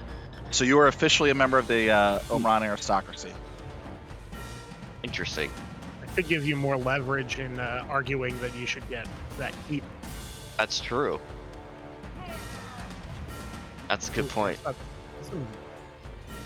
All right, probably a good place to stop for today. Anything else we wanted to do before we call it? Nope. Next up is Runa's gonna put fireworks in the sky. Oh yeah, I let's guess we'll watch the Yeah, jousts. as soon as I collect my bag, I gotta go find a good spot to cast a Skyrite from. all right. Well, let's I believe you mean Skyrite. Skyrite. Skyrite. let's conclude with that next time. Okay. Thanks You mean everybody. open with that next time? Yeah, open with that next time. Thanks everyone for watching. Still lots to do in Omeron City. Got to sit down. Got the joust. Got maybe the big adventure tournament. Maybe now that you're a Marquis, you open up your dialogue with Hephaestus again. Who knows? Who knows what'll happen? Yeah. Who knows? Nobody knows. Nobody even knows. We're wild cards. We're the Mavericks. But thanks everyone for watching. Bye-bye. Huzzah! Thanks for watching that video. If you liked what you saw, be sure to click the like button or ring the bell to subscribe to future notifications. You can also check us out on Twitch, where we stream our campaign every other Sunday at around 1 p.m. Eastern Time. We're trying to get to the affiliate level on Twitch, so any viewership or commentary that you can provide to us is super appreciated. And make sure to check the description box below for our social media information. See you at the pub.